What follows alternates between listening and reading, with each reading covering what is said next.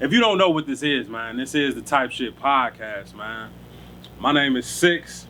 Appreciate you coming back for another week, man. We're gonna turn all the way up, man. We got, this is the podcast where we talk to entrepreneurs about their journey in entrepreneurship. We got the hip hop trivia we do too, man. So we got a special guest here today, man. Introduce yourself. My name is Garrick. It's a pleasure to be here. Garrick. Pleasure to be here. I'm honored to share the platform here with my brother. I'm a wholesaler. I do real estate. I'm a real estate investor. Wholesaling, been doing it for about 3 or 4 years now. It's got a lot of wisdom, a lot of game to give you guys. A lot of things people didn't tell me. I learned on the way. I just want to share it. Really, that's what I want to do. The things they tell you, maybe, oh, you should do this. Well, here's a better way. I've learned a lot of things through failure, and I just want to kind of save people from the pitfalls I made, the mistakes I made, and just kind of show you, like, you can really do this. Like, it's something you can really do. Seriously. Yeah, man. I met this dude. I don't know if y'all seen them, that mountain of stairs over at Eden Park, man. But if you don't know, man, it's Eden Park. They got these stairs that go all the way up to the museum center. Yeah. And if you're lucky, you can meet people out there working out. I call it having church, man. Where two or more gathered, people out there working on themselves, trying to be a better person. I call that church, man. So we was out there, man. He said something to me about a shirt I had on. I had on the Tucson Louverture shirt. And man, we just sparked up conversation, got to know him. He a wholesaler. I'm like, bro, you should come on the podcast, bro. We talking, telling people how to hustle, because the pandemic showed you that you ain't you ain't as safe as you think you are. No, not at all. Like, Not at all. the system could shut down, and then what do you have? All you have is what's on your person. What do you have control? What hustles do you have control of, man? So we're gonna talk about that, and we're gonna give y'all some game on how to get into the wholesaling game for all y'all just trying to make some money and take more control of your financial future and your hustle, man. So we was just talking about something that was interesting. Maybe we get back around to it, but yeah, because I forget exactly what it was. We're going to get back around to that. About the self-esteem? That part? About the self-esteem. Okay. Where was we at with that? Because with the self-esteem, we're just kind of saying how, because you made an incredible point. First, it started with when we met at those steps that we're talking about, and he was telling me about birthdays and how when you don't really celebrate them, it may show a lack of self-esteem, but celebrating your day of birth is actually a self-esteem booster. And so he just made a valid point 10 minutes ago. He's like, hey, he's talking to a good friend of his, and he's saying how, some of the goals that we may put off as people, we put them off because we're afraid of what's on the other side of the goal. So it's not even the fear of failure, it's the fear of success. The fear of success, man. That's what's so crazy. It was a movie about that. Really? That somebody told me about. I won't go into because I can't remember the movie, but Okay. I do think that the biggest fear is the fear that it might work instead of it not working. Right. So, man, a lot of times we running from ourselves, but everywhere you run, there you go. You can't escape yourself, man. You eventually gonna have to deal with yourself, man. So, yeah, that was just the vibe that we was on, man. How did the pandemic treat you? How did 2020 treat you, bro? You know what? When it first hit, it slapped me right in the face because it made me realize just, wow, I need to develop some skills. I need to be able to develop things that can sustain myself. Yeah. And what I was doing, I was always wholesaling, but I was doing it part-time. And what I've learned is that when you do things part-time, it really is no time, to be honest with you. So I was working full-time, but that's called full-time for a reason. Once you're done working, you're not really going to invest into those side hustles because you don't really have the time that you could really give. And so the pandemic slowed things down, and it made me see, hold up, I need to just jump out the window and just bet on myself. And that's what I did.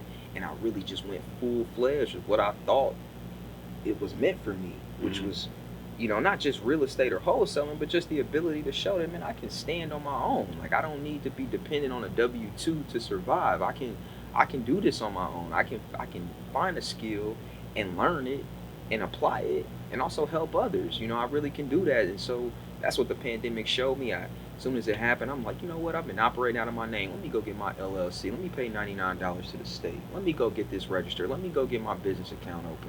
You know, little things like that. Because I learned that when you take small steps like that, you're putting yourself in a position where you have to follow through. Because any knowledge without action is arrogance. If you just learning stuff and you're not applying it, you arrogant. That's what arrogance is to me. You just learning stuff and you're not applying it. So, you know, I learned these things, I applied them, and they gave me actionable steps to follow up. I'm like, well, I got a business account. I need to put some money in here. Mm-hmm. What can we do? You know what I mean? So we skipping steps though, man. Where you from? I'm from here. I'm from Cincinnati, Ohio. Born and raised, Cincinnati, Ohio. Okay. Yeah. And what type of jobs did you have before you started wholesaling? A lot of call center jobs. I was working at Fifth Third Bank in that call center doing disputes. So I'm getting everyone's ticked off. They're like, man, nobody wanna. Yeah, I got charged this. I ain't paid this, but you really paid it. But you just had a long weekend and you trying to like really finesse the payment. So you just want the bank. I've done it too. So I'm going through it now, man. Like, man, hold up, bro. Yeah, you know, so I did that. Worked at U.S. Bank doing customer service. But I'll tell you this. Every step of the journey made sense when you continue to get older and see it. Because I'm like, doing those call center jobs helped me be on the phones now when I'm cold calling people who own homes and I'm looking to negotiate with them or just see how I can add value to their situation. So it all added up, even though I hated it then. Like when I tell you I hated it badly. But it really schooled me to where I am now. And I didn't know it then. I didn't know it then. I shunned it. So anybody on a journey, no matter what you're doing, wholesaling, whatever you're doing, that thing that you hate really is going to be the thing that could propel you when you really find what you love. Because it's all a part of the process. It really is. I know it sucks now, but it really gets greater later. I'm telling you, it really does. What was the job you had that you liked least? That I liked the least. Probably the U.S. Bank job, because I had a manager that would always be on me because we would have to. As you can see, I'm just a guy that just likes to. I'm a conversationalist. I just like to talk. So sometimes it may not be the most professional way. Sometimes, so when you're working in those type of call center environments, you got to brand the call and say a particular thing instead of saying "can I." You got to say "may I" and different little things like that. And I would always get, you know, dinged, quote unquote, on my calls for those type of things. And I always felt like, well, you're marginalizing me, right? Garrett, come back here and listen to this conversation. Yeah. Like, man, it's such a non-genuine way to live. Like, every day just in rehearsal mode, like going off of a script. Like, it's so robotic. So what was the straw that broke the camel's back for you that pushed you over? That made me just like be like, I'm done with them. Right. So this what happened. I had a 15-minute break. It was September of 2019. September 2019. I had a break, 15-minute break. So I was on a 15-minute break, and I'm gonna be honest. I'll be transparent with you because that's what I do. I'm, you know, anybody that knows, if you're working in a call center, especially if you're a male, there's more women there than men, right? That's just how the dynamics of it is set up. So, you know, I always had different women that I'm talking to, that I'll be talking to at the job, because you need something to keep you going. It's like, I'm just working here. I hate this job. They policing my language. Like, I feel like I can't be myself. It's women here, and women will always let you be yourself. So I'd always talking to different girls and different women there or whatever. So I would always be late for my break, but this time I was really late. I was late by at least 20 minutes from my break. You quit, pretty much. Pretty much. Already. Pretty much that's what that Prematurely. was. I'm just talking to her in the parking lot. She about to go home, and she telling me about her plan. We talking whatever. I get back in, and my manager's just like, wait, where were you? And I was just like, I was just in the parking lot. And then she was like, well, I'm glad you came back because we got a lot to talk about. We need to talk about your calls. Someone said that you gave them the wrong information on the phone. And I was just like, listening to her say all these things. And I had to stop her mid-conversation because I was just like, you know what? You can just save your breath. Like, I really checked out of here months ago, like, to be completely honest with you. And I just pretty much left after that. I was just like, I can't, why am I wasting time? Time is the only thing we have. We can't buy that back. I'm wasting your time. You could put somebody better in this seat who wants to do the job and can make you look better and make y'all more money, because I'm not an asset. Yeah. I'm not to this. Right. It's not what I do. So I had to get up through, and I left, and that was that. And I was just like, okay, where do we go from here? And I just learned, and I'm a student of YouTube University. I'm a student so far. I have YouTube Premium. I don't even got commercials. Ooh. I don't even got commercials. That's the commitment. I don't even got commercials. That's my Netflix. YouTube Big flex. my Netflix. Like big flex, boy. Yeah, big flex. I'm paying $13.99 a month for no commercials, so I can treat YouTube like a podcast and just listen to people give me game, talk, whatever the case may be. And I became a student. Yeah. And that's kind of pretty much how it happened. What song did you play when you got in the car after you quit? Oh, so it's soon as I got in the car, what did I play? I don't know if I played anything. I'm always interested in people's soundtracks to their lives, man. Did I play anything when I got in the car that day? I don't think I did. I think I really just like got in a whip and it was just silent. Like, I'm an only child and I do appreciate aloneness. I appreciate alone time. Yeah. It really was not a soundtrack. I just got in the whip and was just like, all right, cool. This is what you did. Yeah. But I can't tell you, Travis Scott had dropped Astro World though. Yeah. And Astro World was in heavy rotation during that time because Travis Scott dropped Astro World, Mac Miller dropped Swimming, rest in peace to Mac. He dropped that, so I did have those in heavy rotation at that time. Those were two great albums, man. At that time. You a Trav head? Oh, I love Travis, man. My favorite Travis is either Astro World or Birds in the Trap. Birds in the Trap. Or like Days Before Rodeo. Days Before Rodeo was really good too. Jeez. I was silent. Usually when I make big decisions that I feel like I could possibly regret, yeah, I kind of sit in silence to marinate and bask in that, and what that could be. And I just drove off. My significant other at the time, we went to Buffalo Wings and Rings. You gotta eat after something like that. You gotta eat when you do some trash. You got to, bro. So we went to Buffalo Wings and Rings, got some wings, and we sat there. I remember the Bengals were playing. The Bengals were playing that day. I think it was a Monday night. It was a Monday. Yeah, the Bengals had a random Monday night game. I'm pretty sure they lost, but we were there, and I was telling her about my day, and she was like, "Okay, is that what you want to do?" And I was like, "It's already been done. I already did it.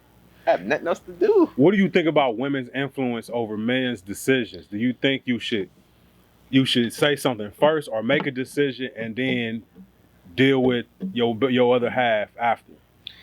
It's a very good question. I honestly think it depends how deep you are with her. So if you're in a committed relationship with her, you gotta tell her things like my girl now, I'm not gonna just do something drastic and just cut all my hair off and then not tell her. You know what I'm saying? Like that sounds like something simple, but still, like, no, I got to tell you these things. Let alone if I quit my job or if I'm doing something different. Like, you have to give out the energy that you want back. I wouldn't want her to make a big decision as far as her career or anything, and she doesn't like just let me know her input, because at the end of the day, it's a relationship, but it's also a friendship too. We're friends too. Yeah, so we friendship. Both invested. Yeah, man, we got to be honest with each other. It's cool, like, and go from there. You still got the power to make your own decisions, but still, like, run it by me. I feel like I'm a decent counsel to run something by. Yeah. You seem like a laid back type of dude, man. Yeah, I'm very laid back. I am, man. So you quit your job. You tell your girl, what's the next step? So the next step after that, once I quit my job, I was like, okay, well, here we are. I had some money saved up, so I could get by for about a month or two. And I knew after that, if I have no cash flow, things are gonna get tight. Yeah. So I was like, okay. I did not know anything about real estate. I knew nothing about real estate, knew nothing about wholesaling, never even crossed my mind, never even cared to be transparent with you. Mm-hmm. And so I'm just like thumbing through things. I'm like, well, what if I just start doing stocks and become an option trader or something? Mm-hmm. So I'm learning about that.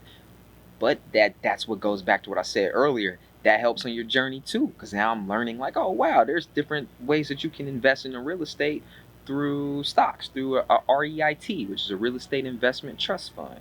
There's ways that you can still do things. You might not be able to invest in Walmart, but you can invest in the company that owns the land that Walmart runs their business on. Mm-hmm. These are things I was learning, but I didn't know that they would matter or I'd be able to apply them later.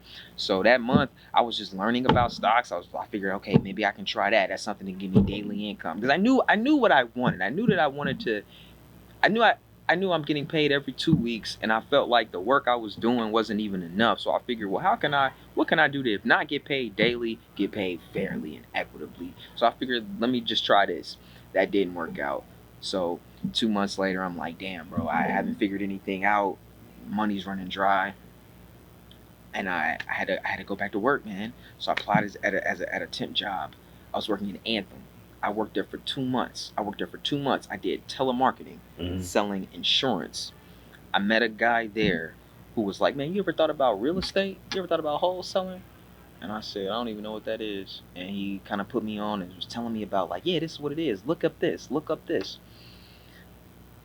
I worked there for 2 months, and I made enough to stack up again. And then I was like, I'm an analysis paralysis type guy. So sometimes it takes me a while to make a decision because I got to know everything about it. So I really just studied it. And then I was like, oh my God, I feel like I know enough about it.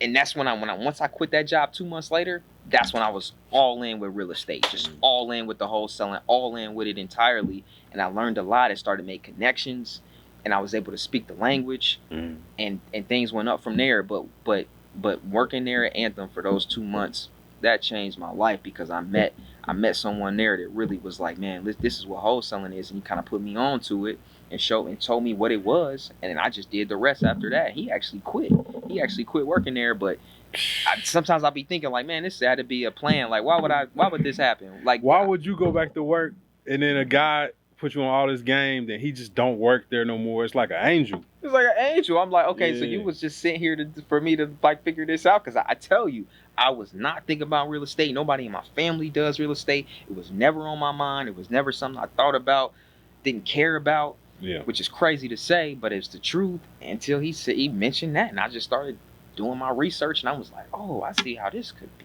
profitable. And it led to me just being focused and dedicated and actually falling in love with it. Like, I'm very passionate about it. Like, I love it. I really do. Like, I love it. If I don't do it, I feel empty. If I don't do it every day, I feel empty. Yeah. So what was your first few steps into like figuring out real estate? My first few steps figuring out real estate, I'm a language person. I got to be able to talk it. So I went on YouTube. I said, I'm a YouTube student. I went on YouTube and I Googled wholesale cold calling. And I was listening to the Max Maxwells, the Quentin Flores, the Chris Jeffersons, the real estate ditties. I'm listening to them on these cold calls and watching them talk that talk. And I'm like, oh, he talking it. And then I was like, oh, I got call center experience. I know how to do that too. I just need to know what is a deed, or I need to know what these certain terms are you're using. But I know how to at least talk to a person. And that was my first step, because I'm a language guy and I had to learn how to talk it. And I went on YouTube and I took a whole, it's like about 2-3 weeks just watching all these cold call videos and just to learn how to talk to people, because I knew, like, okay, this is going to end with me being on the phone. I got to be able to talk to these people on the phone and close them on the phone. Every conversation in this business starts on the phone and it usually ends on the phone. That's how it's going to start. There's things in the middle where it comes with me coming to look at the house, things like that, but it's going to start on the phone, end on the phone. And so that's what I was doing, just studying that and using my call center background. That's really how I got kind of started, and I learned more about the business. So, but yeah, that's how I got started, though. Yeah, that's my first step. Did you have to buy any? Did you do any like what they call them? People sell the classes, the courses, the online courses. Honestly, man, I didn't. I didn't do the courses. And the reason why I didn't do them, honestly, because I just felt like, man, it's just so much information out here, and people were willing to give it for free. Like, there's people on YouTube willing to give you all this information. Like, there's a guy on YouTube by the name of Pace Morby. Pace Morby tells you all about creative financing, how you can creatively purchase a home. You can buy a home subject to someone's mortgage. You can take over their mortgage payments, but you own the property, and he was telling me all about that, all on YouTube for free. So I figured, so I didn't invest into that, but I did invest into other softwares, something called PropStream, PROPSTREAM, and PropStream is $99 a month, and it just gives you access to learning about someone's house. So I could take someone's address, let's say their address is 123 Main Street. I could put that on PropStream. It'll tell me who owns that house. It'll tell me how much they owe on the mortgage, if anything at all. It'll give me the neighborhood comps, and all that means is how much a home that is like that home has sold for in that area. It gives you almost a realtor like data without having to be a realtor. And it's $99 a month. And so I invested more. I I'm someone who invests more into education as opposed to trainings. I'm like, well, I'll invest into learning about it. And I did that through the different softwares that I felt like could apply. So PropStream was the first thing I got. I would advise anybody, if you're not a realtor, to invest into that. I mean, it's very important. You know, obviously we have our own auditor websites. If you're in Cincinnati, you got the Hamilton County Auditor.org, which gives you good information. But I think PropStream kind of takes you to that next level and gives you a little bit more. That's hard, man. Yeah. He just dropped a gang of jewels on you. You gave you a web application. He gave you some terms that you probably can go look up and see what those terms mean. So once you learn that, how long did you go into paralysis again? Just getting all this new information. How long did it take before you jumped in? See, that's a great question because I really did. It goes back to what we started on. We were saying just how you're afraid of what could happen after the success. And Yeah. I went into a 3-month hold. And mind you, I was not working. I wasn't working. I wasn't working. I'm just sitting here like, okay, I'm just living off what I got and just doing different, selling things if I had to. But really, I'm just in my own way. Like you already learned what you know enough to take a step, but I didn't. I was afraid of that. I was afraid of taking the step. Why? Because I think it was a fear of what if I'm wrong? What if this isn't it? Feeling like I put everything into this and I'm like, well, if I don't try it, then I'll never know if I failed or not. Mm-hmm. A weird mindset, right?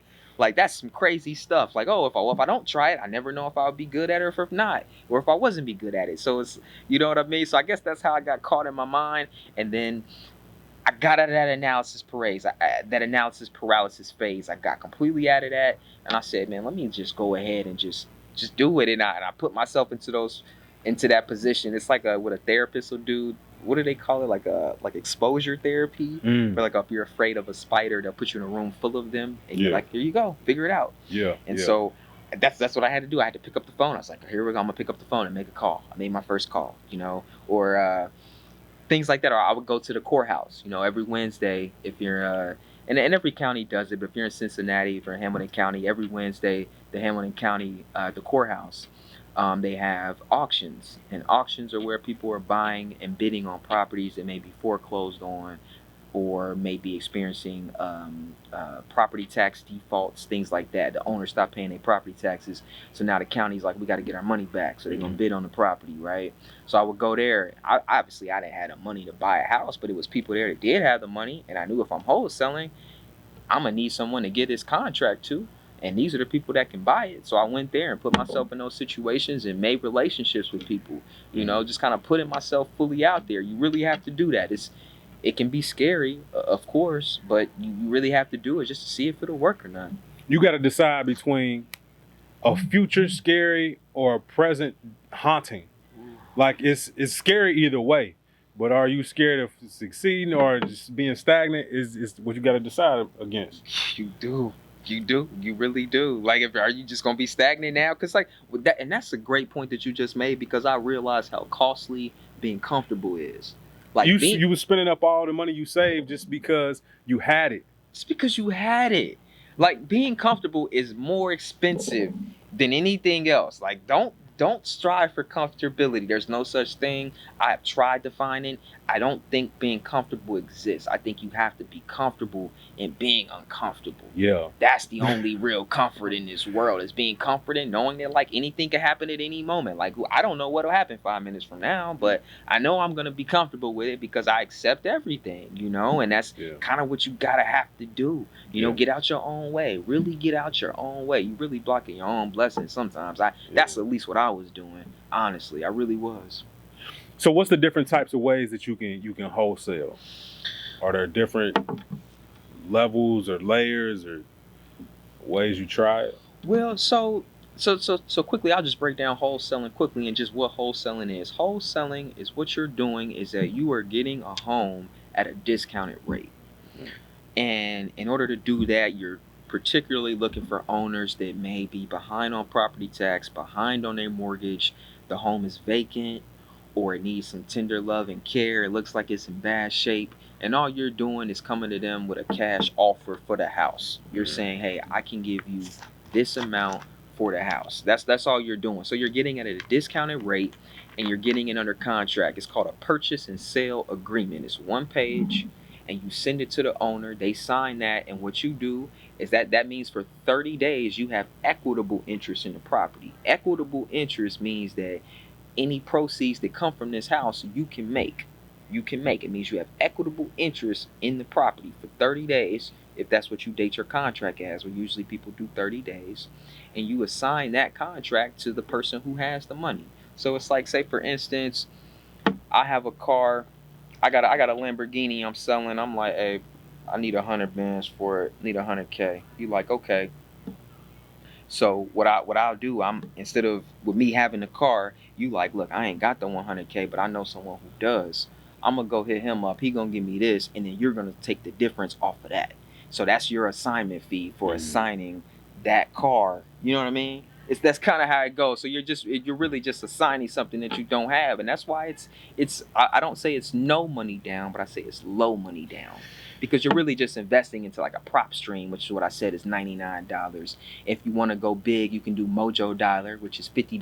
Mojo Dialer allows you to automate your calls, meaning that it's an auto dialer. It's like a call center. You don't have to sit here and dial the number on your phone. You can upload your list of the people you want to call, and that software will call them for you for $49 a month. So you can really treat your whole business like a call center. But these aren't things that you have to invest in. You can get by off the Hamilton County's auditor site, which is free. You can get by off just dialing off your Google Voice number if you want to. You can get by that way. But I say it's low money, not no money down. But that's kind of how you get into it with the wholesaling. But the ways you can do it, you can wholesale anything. You can wholesale a house. You can wholesale a multifamily. You can wholesale a condo. Real estate, and particularly wholesaling, has mostly to do with the conditions and the situation of the home. Usually is what it has to do with. But you can wholesale anything. You really can. Yeah, it's like drop shipping a house. Yeah, that's for real though. You're just a middleman agent. Yeah. I'm just the dot connector. The middleman makes so much money in America, man. Just connecting. The term I heard it as connecting a motivated seller with a motivated buyer. There you go. Like, you should get the Max Maxwell hairdo. The high top. The high top Max Maxwell joint. He got like a wild. Yeah. And he keep it on point every time. I've never seen him and it looked like it was bad. Like, it looks on point every time. Like, every time, man. He's looking on point for real. That's crazy, man. So what style of wholesaling do you prefer? Me personally, I like single families. I like single family homes, and I like dealing with individual owners. And people are like, what the heck? What could be an owner that's not individual? And that's just an LLC owner. But an LLC could just be one person as well, of course. But I prefer just the individual owners in a single family home. I particularly like those the best. That's usually what I specialize in. Of course, there's other things there's multifamilies. You can also wholesale something from an LLC. A LLC just might need money. Like, I go to the courthouse on Wednesdays at 11 a.m. when they have the sheriff sales, and it's LLC names that they drop. I'm not going to drop nobody's LLC's names, but it's LLC names that they drop that have not paid, property taxes, or they're behind on mortgages, and, their properties are coming up for bid. But I particularly like the single families, the individual owners, because it's easier to kind of do business with them. You can talk to them, and you figure they may not have a lot of leverage because it's just one person, and it's just an owner of a home, and they may be more, equipped in having that conversation as opposed to an LLC. You think, okay, well, they might have more leverage. They can leverage their funds, or sometimes they're just forgetful. Honestly, they own so many different properties. They forgot that, oh yeah, property taxes was in June. I owed $2,000 to the county. I forgot about paying it. Oh, that's cool. I can just have someone come do it. Especially if like the LLC is in Texas and the property is in Ohio. It's easy to slip up like that, right? Way easier to slip up. That happens a lot. Yeah, there was a lady, she doesn't have an LLC, but she's an owner, but she doesn't live here. She lives out in California. And I presented her with a cash offer a couple weeks ago for her house over on the west side here in Cincinnati, Ohio. She just wasn't being able to obviously be there to tend to the property. You know what I mean? So she just wanted some cash to get out the situation, and here I come with the cash, and that's kind of what it is. You're just a dot connector. I love what you said. You're connecting motivated sellers with motivated buyers. That's all you're really doing. You are connecting the dots, because the middleman matters the most, because the middleman's willing to do the work that both parties may not either want to do or able to do. Bro, everything we buy in America is you're not buying the product, you're buying the convenience. Yes. Like, you go to a hamburger spot, of course it's gonna cost you more than it would if you go buy your own ground beef, because you don't have to. We cutting that step out. We went and got the tomatoes, lettuce, all this. We're gonna put it on the bun for you. We're gonna cook it for you. Like, there's so many steps that they just take out, and you really paying for that convenience, man. Would you rather, do you like rolling around to find houses? Yeah, driving for dollars. Driving for dollars. Yeah, driving for dollars is great. It's a great thing. And listen, if anyone is driving for dollars, please download HomeSnap, HOMESNAP, HomeSnap. HomeSnap makes it easier for you because it's just like it says. It's a home snap, so you can be driving for dollars. I pull up on this house. This look vacant. It's got it look like some grass. The shutters is hanging off. Man, they got the blinds. Look like, what's going on? This look vacant. Yeah. Pull out your phone. Take a quick picture of it. What HomeSnap will do is it'll save the picture, save the address. So when you get back home, you can go on the auditor website for free, or you can go on PropStream for $99 a month and look it up. So it keeps you organized, so you don't got to sit here and have a pen and paper or writing your notes. Just take a quick picture, keep it moving. So I do drive for dollars. I love doing it, but I think the biggest thing that you have to do when you get into wholesaling is get used to driving for dollars whenever you're driving. Even if you're not particularly driving for dollars, you're just driving with your mind and eyes open. And if I see something that looks like it needs some work done, I'm gonna snag this address and figure out who the owner is and skip trace them. Skip trace means that you're gonna find that owner and get their number. And we can talk later about websites you can use to get these owners' contact information and things like that. But yeah, I definitely drive for dollars. I would advise everybody to. And I know you said, like, you look for certain things, like, oh, that grass is high, them shutters. You just look for the home to look like it's not being taken care of, right? Yes. Because it's just a chance that somebody can't keep it up if they can't keep it up. Exactly. If you came on the line, you probably ain't like, man, fuck them payments. Yeah. Property tax payments, I think it's so crazy that you could be they can call you a home owner, but if you don't pay them property taxes, you will own nothing. 100%, because you got to understand, and that's one thing I learned too, is that there's a mortgage there's a hierarchy of payments, right? For a homeowner, the county gets paid before the bank. That county has to get paid before the bank. It so much so there are certain banks or lenders who service your mortgage. They'll pay your property taxes for you. They'll pay it for you because they know that property tax got to get paid first. You know what I mean? So you got to pay the county, because the county, they're saying that money is going to the roads and to the libraries and other things around your community. So the county got to get paid first. So you really can lose your house because you just couldn't pay the county, which is crazy. It had nothing to do with the ownership of the home. 29 years of unmissed payments. That 30th year when your mortgage is up, man, don't pay them property tax. See what happened, man. Especially if you're in a neighborhood, and we know in Cincinnati, Ohio, if you're in a neighborhood that they really want to get back into, and they see you didn't pay, they gonna come quick. Because there's certain neighborhoods too. There's certain neighborhoods here in Cincinnati, they'll let you accrue over $30,000 of delinquent property tax, and they won't even come and foreclose on the house or try to take it to the auction, because they're like, we don't even want that house. We don't even care about that house. Has no value to it. You know what I mean? They call that being underwater, where the balance that you owe on the home is worth more than the home itself. They're like, well, what's the point? Yeah. You owe more than what this even worth. We'll just tear it down in our new city plan 20 years from now or something. 3CDC. Yeah, 3CDC. Look them up. They do. I got this joke that I tell about 3CDC. I say 3CDC about to open up a chicken restaurant. You know what it's called? What's it called? Gentrified. Serving all Big Mama's recipes, bro. Gentrification on every level, bro. Every level. I love it. We're gonna get into some more of this game, man. But first, man, we play games on this show, man. I got a game called In My Bag. I don't have the bag, so Y'all know how I do. Sometimes I forget the bag, man. But we got the questions right here. But this is in my bag, man. You just pick a question, read it out loud. You got to answer it. Oh, man. Okay. Yeah, it might be something wild, so Go right here. be carefully. We're going to go right here. What we got here? Okay. Okay, here we go. Only got time for one. Yeah. Wash your ass. Mm-hmm. Wash your pits. Yeah. Brush teeth. Yeah. Okay, if I only got time for one, I'm going to be honest. I'm going to wash my ass, okay? Because this is the thing we got to understand. That scent from your ass can travel through your clothes and all the way out and permeate. So you got to clean your ass because you can't just throw cologne on. Cologne mixed with ass is just awful. And ass is a thick smell. It's like, it's got a viscosity to it. It is. It really does. So you gotta wash the ass. You can get by with the teeth, because I might be able to throw a little mint in there. I might be able to chew on some gum real quick. The pits matter too, but I'm gonna say the ass. I'm gonna wash the ass first, because I know if we get the ass clean, we straight, man. We straight. You can throw in a mint and just talk like this. Talk like this.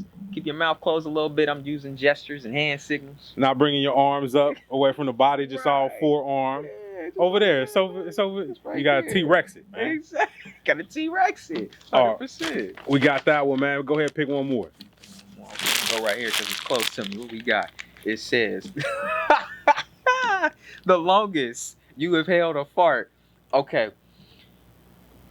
The longest I've held a fart, I've actually held a fart in for about 2 hours. And I know the fellas that's out here can relate. When you first with a girl, yeah, you not comfortable on like completely being yourself. So you're not gonna fart in front of her. You ain't even gonna let her know that you even take shits, bro. You're not even gonna shit in front of her. You ain't no farting, none of that, bro. You gonna keep it solid. So I it was some years ago, you know, I'm hanging out with this girl. I held that fart in for a good 2 hours, man. Like, I'm like, nah, I'm not letting this go. And holding in a fart is worse than holding in when you gotta pee, because that fart is just gonna marinate in your stomach and it's gonna give you some cramps. It probably even give you ulcers after a while if you keep holding that. It's not healthy, but I had to do it because I had to stay true to the guy. I couldn't let that off in front of her, and I knew if I let it go, it's gonna smell, and it's just me and you in this room, and you gonna know that it was me, and I had no choice. I got a theory on this though, man. Please tell me. I feel like farting in front of a person is probably the best way to start a relationship. Wow. Relationships are based off not only communication, but you want to have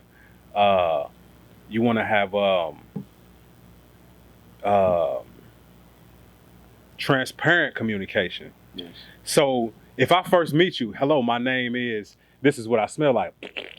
That's so transparent. Are you willing to deal with this? That's very honest, though. You meet somebody like that, man, the door is open to talk about whatever, bro. It ain't all these awkward texts of what you doing. Yeah, that's what's up. So you're saying as soon as you put your hand out, you just fart?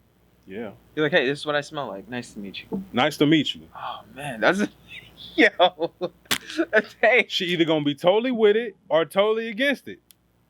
Because you're saying that if she's against it, that shows you who she is. That shows her who you are. It shows her who you are. Okay. And that's all you really can do, man. If both parties is doing that, being told, because people operate under they perceived person for like 3 months, bro. You don't really know this person until something weird happened, like bad happened, and they snap into their real self. Right. You just hear that from the other room on the phone. You ain't never heard this person cuss, like, bro. Transparency is key to relationship longevity, man, or shortjevity. If you need to only be in this for a month, you get it out the way quick. It's some people, man, 10, 15 years in relationships, like, man, when is this gonna stop? But you so over-invested. You got kids. Yeah. You can't, because this person got the insurance that you, like, man, I want to break up, but I gotta get my teeth clean. Like, it just, bro, transparency, bro, it knock all the truth, knock everything out the way, all the bullshit out the way, man. It does. More of the story. Just, hey, fart when you meet her. Fellas, fart when you meet her. In her face. Her eyelashes should flutter a little bit from the wind. You like me now? How you like me now? You getting vaxxed?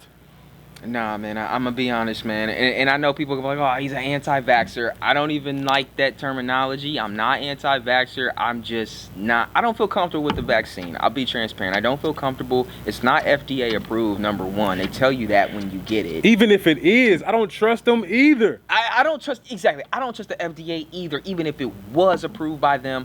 And I know it's an mRNA vaccine, and it's the first of its kind. And I think I have the right to be like, hey, I just want to see how this goes for you guys. And then I'll revisit later. I'm just going to bet on myself. I take my herbs. I do my chlorophyll shots in the morning. I do my vitamin C. Fun fact, kiwis have more vitamin C's than oranges. Yeah. So if you really like vitamin C, you should really be eating kiwis. Kiwis are great, a really great fruit, really good. So I take my vitamin C.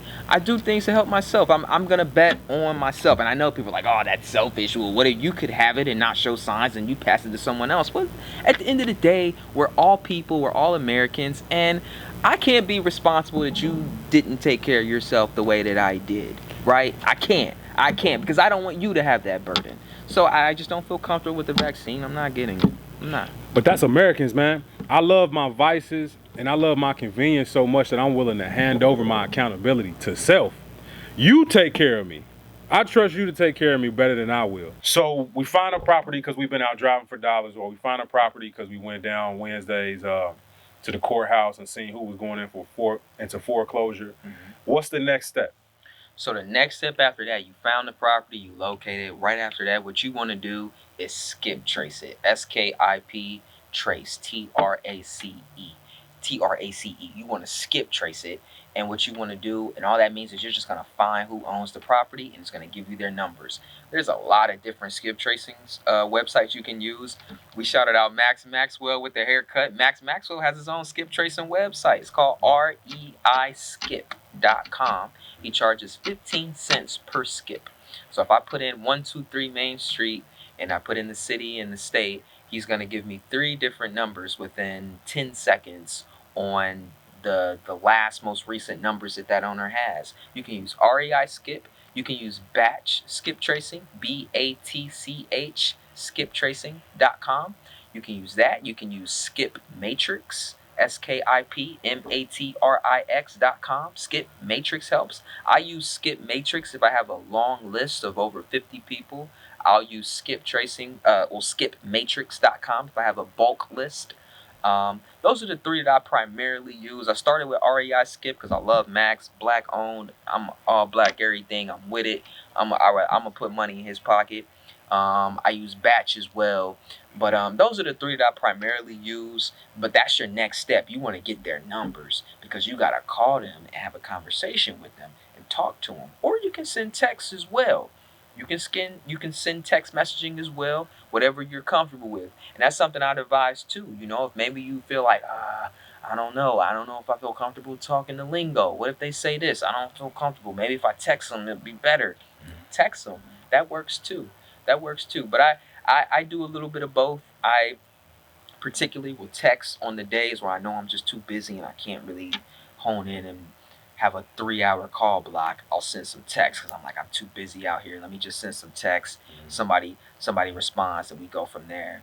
But but that's the next step. You want to skip trace them. And those are the 3 primarily websites you use: the batch skip tracing, REI skip, and skip matrix. Those are the 3 I've have myself found the best success with. What take you the most time? Finding a house, finding a buyer, skip tracing, doing all the middleman work to find out who owns the house. Which one take you the most time? I would say honestly that clerical work that happens in between, because you just want to get to the fun. You're like, I found the house. I know some people that would want to buy it if I was able to get it under contract, but I got to do the middle stuff. So I got to organize it because I need to skip trace it. And you know, when you skip trace it, they want it in a format on the website. It's what is it, CSV, I think is the format. And you can Google it. There's free file converting websites. Just Google it. You'll find it. And that's usually the longest part because it's the least fun. Like, it's like, nobody wants to do this. That's why people have VAs, virtual assistants, to do that stuff. Yeah. You know, the more you scale up with your business, then you can afford to do that. You know, so that's the part that takes the longest and is the least fun, because it's just like, I want to get to it. I want to get to the money, man. I want to get to the money. I want to talk to somebody or see what can this work. You know, but you got to have it organized and set up. So that's the part, the middle part, ironically enough, that takes the longest. You may not like. And if you want to jump in, how much is it going to cost you to jump in? I'll be honest with you. To completely jump in, and you have no money, you really can do it with no money. All you need is a tank of gas at the end of the day if you really want to do it. Or you could go into your whatever county you're in. Here in Cincinnati, we're in Hamilton County. You could go right on the website and it'll tell you the pre-foreclosures that are coming up. It'll tell you these things on the website, and you could literally go on there and, you know, go get their numbers. So in a skip costs about either anywhere from 10 to 20 cents. So if you got 10 or 20 cents, you do the math, you can run it up and call some people, you know? It only takes 10 cents to call somebody. But I'm broke and I got the most money out of everybody I know. How do I find the people who gonna buy these houses? That's a great question. So what I had the same question, and what I did is I would go to those sheriff sales when they would have them on Wednesday, because I figured these are the people that's got the money. They buying houses and they motivated and they buying them in cash. That's genius. I'm gonna go to I ain't got no money here. They don't know that I ain't got no money and I can't afford this house. I would love to, but they don't know. Yeah. But I would go there. I had some business cards with me. You can go to Staples and get them for like $30, or you ain't even got to do business cards at all. You got your mouth. You got your mouth. Word of mouth still sells. Elon Musk ain't never did a Tesla commercial. Never. Never. I ain't never seen a Tesla commercial, but I know a Tesla when I see it. And I know him when I see him. So word of mouth still travels faster. You know, it really does. That's why keeping a good name is important. Make sure you keep a good name. Keep a good name out here. Your name travels before they see you. It travels. Keep your name. Keep your name. Keep a good name. But you can go right to the sheriff sales. It's nothing but investors there that's buying, always looking for discounted properties, because you're a wholesaler. You buy problems. You're buying someone's problem. You're solving a problem, but you're buying their problem. That's what you're doing, and that's what they want to do. Everybody want a cheap house that they can flip. That's what they want, and they there at the courthouse to do that. And so they there, and you just break bread, talk to them, break some bread, break some conversations, ask them what type of houses y'all looking for. Like, oh, you looking for that? Okay, well, when I find that, I'm gonna hit you up. Here's my name and number. You can go right there, and that's free. You don't need a business card for that, you know. And that's how I built my portfolio, my portfolio as far as having buyers, and kind of just went from there. Honestly, yeah. How many houses you got under your belt? You started in 2019? Started in 19. How many houses you got under your belt? I'm at 17 so far. Hey, that's what's up. 17. How you know what kind of cut you deserve off the house? Like, okay, I found this house, man. They want 7 for it because it's kind of. Yeah. I'm gonna put mine on there, man. Make sure. Yeah. How do you know what your fee should be? That's a great question. So, honestly, it depends on who are your end buyers, right? So, what NBA teams did Master P play for? Oh, the Hornets. That's one. Hey, the Hornets. I'm a no-limit soldier. Hey, yeah. I told you. What else? You want to hear? Yeah. Drake is from there. Toronto Raptors. AKA light skin Bill, man. You can see all of Drake's veins, man. That's Aubrey to me. That's your boo? That's her cousin. Oh, okay. You really know him? Yeah, that's really her cousin. Hey, that's what's up, man. Don't tell him that I said you can see his veins through his skin. Next question. Okay. I like skin. Yeah, you're right. What's a sign that you know you drunk? When every song comes on and you start dancing. What dance you do? Sometimes I praise dance to the Juvenile 400 Degrees out. Oh, that's my favorite. Name 4 characters that Martin played on the Martin Show. Shanae, Jerome. Got the Karate Man. Mama. That's 4 right there. How many members of NWA have felonies? I would say 2 of the 5. That's close, but that's not right. It's not right. Yeah, Look at 5. Look at 4. Look at 3. 2. Look at 1. Just 1? 0. None of them. Okay. Nobody in the NWA. Hey, that was a trick question. Why is it a trick question? Because it was a trick question. I don't know. He's Did just, you think they did? he's a silly goose. Okay, let's see what else I What got does for you. NWA stand for? I don't know. They're trying to get no white people allowed, right? Whose house did Left Eye burn down? Her dudes. I don't But know what's his his name name? though. Wait, He was in a group. Whose house did left eye? He was in a group. I Oh don't know. fuck! Oh yeah. Was Football he in a player. group? We fucked. No, he was a football. We fucked. I was just watching. We fucked. We don't know the Yes, answer. she wasn't even born. I don't know the answer. I thought you said we fucked him, like you fucked him. Oh No. I said, bitch, you wasn't even born. Yeah, that's wild, bro. Who do you think is mustier, Rick Ross or DJ Khaled? DJ Khaled. Why? Because he's musty. You smelled him before? You look like Dakota Fanning. Can you name the 2 NBA teams that Master P played for? Master P played for an NBA team. Okay, that's fine. Let's go to the next one. Who do you think is mustier, DJ Khaled or Rick Ross? Who? Ross. Why? He just looks like he is. He just looks like he is. It's the titties. Who was singing when Martin proposed to Gina? Grammy Night. Characters that Martin played. Tremaine. The cop, Jerome in the head. Also watch man. Yeah. Okay, his mama, he played his mama. He didn't play Lil Daryl. You said Lil Daryl. He played Lil Daryl? That's Ricky Smiley. What's the last thing you bought with your cash out? They blocked my Some cash liquor. app. Liquor. Why they block your cash out? You buying bricks? Liquor. Hey, What is it? How many kids does NBA YoungBoy have? Man says kid. How many kids does NBA YoungBoy have? We don't know. We don't know. How many kids does NBA YoungBoy have? 7, 11. 7. Matter of fact, we got one more for you, man. Hey.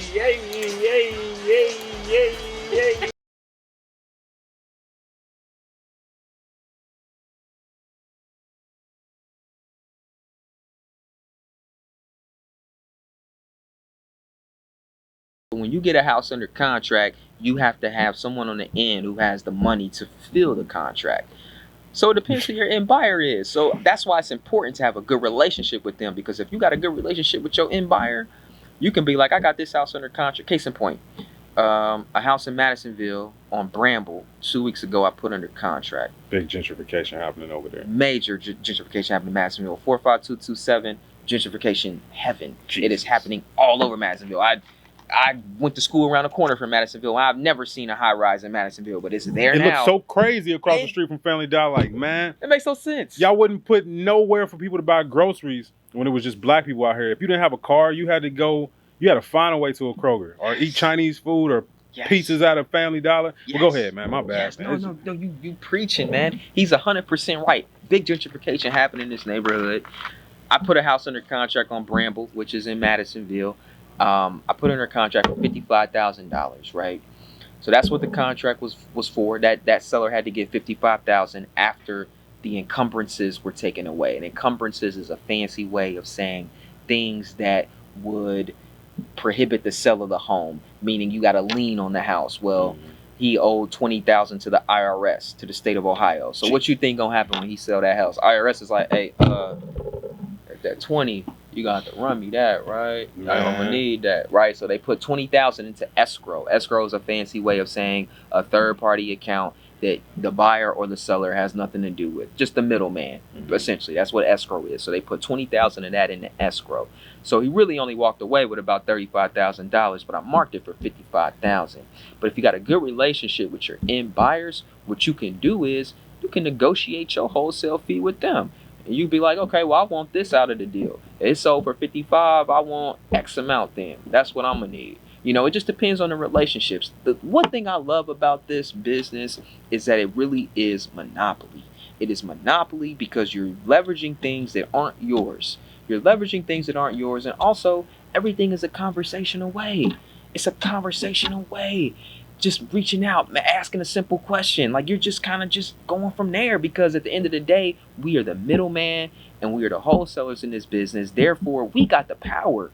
We did all the work that they didn't want to do. They got something. We have what they want. They want a discount at home. We have it. We got it under contract for 30 days. For 30 days. Mm-hmm. So you got the power to negotiate that price that you want. If you like, well, I want what you got. Well, this is what I'm willing to take for it. I'll take no lower than this. A quick rule of thumb: Never take less than $5,000 from a wholesale assignment fee. It's a waste of your time. If it's less than 5K, get out the way. Don't worry about it. Don't worry about it. No, nothing less than 5,000. You should at the very least be making $5,000 off your contracts. At the very least. At the very least. Man, he giving y'all the game, man. Big parts of the game too, man. There's people out here with courses that just hold back and won't tell you this stuff, man, unless you get them 5,000. Yeah, but it's like, but the thing is, it's all out here and it's readily available. We in an information era. It's the information era. Yeah. It's all out here. That's Yeah. why they trying to, do things to make it so you can't figure things out. But the information is here. It's people out here doing it. Connect yourself with the people that's doing what you want to do. Like, leverage everything you have. Like, we all got social media, so I use my Facebook, but I'm really on there for the Facebook groups. They got a lot of real estate wholesaling groups that get you connected. I sold my first deal off of a Facebook group because there was a buyer in the group. That group was free. All it took me was 2 minutes to fill out a quick questionnaire that I would abide by the codes and ethics of the group. That's all it took. That took no money. Took 2 minutes of my time, just leveraging the things that you have, man. Seriously, that's the best thing I can tell people. And keep people around you that are either in support of what you're doing or want to do what you're doing. I think that's very important because it's some long nights, it's some dark days. Sometimes you're like, dang. But the beautiful part about it is that each day is different, though. You just never know. You might one day you called 100 people and they all cuss you out. I had people tell me, man, jump off a cliff. I had people tell me to kill myself. I had people tell me. I had one dude, he called me back and was like, your approach is awful. He said, you should never be calling people. People don't want to hear from strangers. But if I listened to him, I wouldn't be able to close another deal. So why would I listen to him? He doesn't do what I do. You have to be able to take those things in stride and keep it moving and know that next day could be the day. It really could be. It really could, because things change and happen so fast. But that's the beauty of it, though. That's the beauty of it. Optimism is a big part of being an entrepreneur. Like, you really can't afford to have no bad thoughts or like any type of pessimism in your hustle, because you're trying to elevate and go upwards. How do you stay engaged with your hustle and stay optimistic about it, keeping that good mindset? You said keeping people around you who down. Yeah, keeping people around me that's down, that's doing it, and are more successful than me. I know that sounds crazy, but they're just like they're doing more. They got more. Because it's just, I'm a visual person, so I'm like, oh, if I can see that someone's doing the same thing I'm doing, and they're doing it better, that makes me feel good, because I'm like, okay, I can do that too, because they're doing it, so that means I can. So that's the most important thing, and also just understanding, knowing what you want. That's the big thing. I think sometimes doubt comes from not being certain that you really know that that's what you want. So you have to have some certainty to yourself as well, and be confident. They say fake it till you make it. Sometimes you do, because that you only are what you feel like or what you think. As a man thinketh, so is he. So you really do have to be mindful of your thoughts, even if you might feel you might feel like, man, I don't know if this will work, but you gotta know, you gotta force yourself to think that. It's mind control. It's mind over matter out here. It really is. I feel like we all have the power to be alchemists, and we can really attract whatever we want to our lives. I feel like I'm case study 101 of that. I feel like I'm case study 101 of that, of being able to attract the things that I want into my life. I think that's important, and we all can do that. We really can. But that's the most important thing. But having some people around you that's doing what you're doing, that are successful, and at the very least got 30 minutes out of their day for you to just vent, for you to just be like, man, can I just vent to you real quick? Like, those things are very priceless. It's a spiritual boo-boo. Yes. Venting is like taking a spiritual boo-boo, man. Yes. You got to get it out of there. And we talked about this on the show before, with like American society, a man is not socialized to really have any feelings or to show his feelings about what he does feel. Like, how toxic that is? That's like somebody be like, man, hey, never take a dump again. Hold it in. Hold that fart. Hold that pee. If you got to throw up, hold it. Like, that stuff is supposed to be expelled. You see how much better you feel when you get it out your system. So that's part of you staying on track. How else do you keep your mind on track? I seen that you was out exercising. Is that another way? Oh my goodness. exercising is key. Like I wake up early and I go run. I go run. If I don't run, I go to those Eden Park steps we were just talking about. I hit those steps, man. I got to do something physical. How many times you do the stairs the other day? I was 10 times. 10 times. I hit them 10 times because I'm a weird guy and I like resistance. And I think that's why I kind of I've grown to being to be told no. I've grown to accept that and like that because I'm like, okay, well, what's another way I could get a yes? Yeah. It forces you to be creative, and I like resistance and going and doing something physical, like running up a hill or running up these steps. Something's pushing back on you. That inertia is pushing back, or your mind might be pushing back, but you push through. I really enjoy that. So working out, just being physical, being active keeps me going. And also when I'm feeling like, feeling a little down about it, I'll go right back on YouTube and rewatch, someone doing, I'll rewatch a Maxwell Wholesale video where he's just out here killing it. And I'm like, okay, I need to see that again. Or just rewatch things that I watched on the start of my journey, like those first wholesale cold calling videos. I'll rewatch those and you'll be surprised. You'll be like, dang, I rewatched one of them a couple weeks ago and I hadn't seen it in like 6 or 7 months and I learned even more from it. I was like, oh dang, you can kind of connect the dots backwards because real estate is really working from Z to A. You're really going all the way backwards, so it's not really linear. And in school, we're taught to go A, B to C to D, but in real estate, you're gonna start at Z. You might have to go to H before you get to B. You're taking all these different steps, but it's all still interconnected, and that's the beautiful part of it is that it kind of works backwards. But our minds kind of work backwards too because we think of our goal first before we think of the steps. You're thinking about what you want to do before you think about how can I think about how I want to get to where I want to go if I don't know where I want to go. I got to think about the end destination before I think about how to get there, So that's how our mind works. That's what kind of why school kind of I feel like be playing with us, because we're thinking like, oh yeah, we're going to study this lesson and then 2 weeks you'll have the test. It's like, that ain't life. Life is like, boom, here's the test, Here's the test, bro. What you going to do?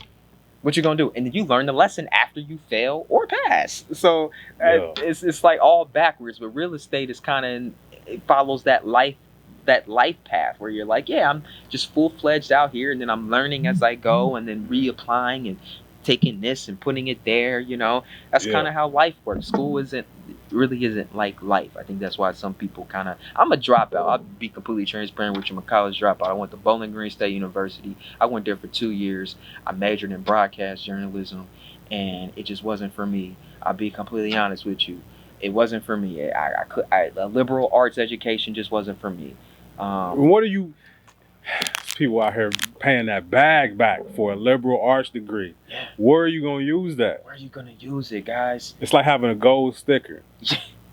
Like, what you going to do? Like, it's like, but it's just how we've been conditioned. It's like, and it's like with real estate. I talk to people on the phone and they're like, well, why would I want to deal with an investor? I would want to sell with a realtor or a real estate agent. It's like, there are so many other ways to sell a home. There's so many other ways to get educated. There's so many other ways. Times are quickly changing. It's 2021, y'all. It's 2021. It's a lot of different avenues. You don't have to do the same thing. A liberal arts education is fine. It's fine. It's okay if it provides the means to an end. But you can also go to trade school. You can pick up a trade. A trade matters too, guys. If you got enough discipline to go get a liberal arts degree, you got enough hustle to go just invest that time, at least, that you spent in yourself. Yeah. The trade school. I used to laugh at people who went to Great Oaks. Look at him, man. Me too. What are you doing, bro? Like, and then you get older, you be like, oh, he worked HVAC and he do how much? Yeah. Oh Lord, what the man? Tripping, man. Yeah. The person who was oppressing you was also extracting dollars out of you, energy out of you. So I'm not gonna teach you how to hustle for self. I'm gonna teach you how to remember what I told you. Yep. Now do what I told you, bruh. That's what school is. It's man. They get to a certain point in life where it's an unlearning process. Like you gotta start dumping stuff out. Like I don't need that. Yeah. I don't need that. Like So is it better to start with finding a house or finding a buyer? I would say start with the house first because it's like a field of dreams. If you build it, they'll come. If you got the product, they gonna show up. Get the product first. Get the product. Get that house first. Cause time is money in this business. Time is money in life. I'm not even gonna waste your time and hit you up. You like you one of them. I'm like, oh, let me hit you up, man. And I got this house. You know, I'm trying to build a relationship with you, but I don't have the house right now. But I may have a house later. Let me try to connect with you, and it might work. But you be like, well, hit me when you got it. When you got it, call me, okay? That's how you might, you know what I mean? So it's like people with that bag don't want their time wasted. They don't want their time wasted. Get the house first, because that's what's gonna sell. That's what's gonna sell. People, they're buying houses. They buying a house. So you get the house first, and then work on that. Like I said, with the contracts, you're giving yourself 30 days to fulfill the contract, and you see what the market is right now, you know, here in Cincinnati. It's all over though. It's not just here in Ohio, it's everywhere. You know, it's worldwide. The market is completely fluctuated. It's a seller's market. It's never been a better time to sell. You know what I mean? It's never been a better time to sell your home. Like, prices are crazy up. So how's that impacted your hustle?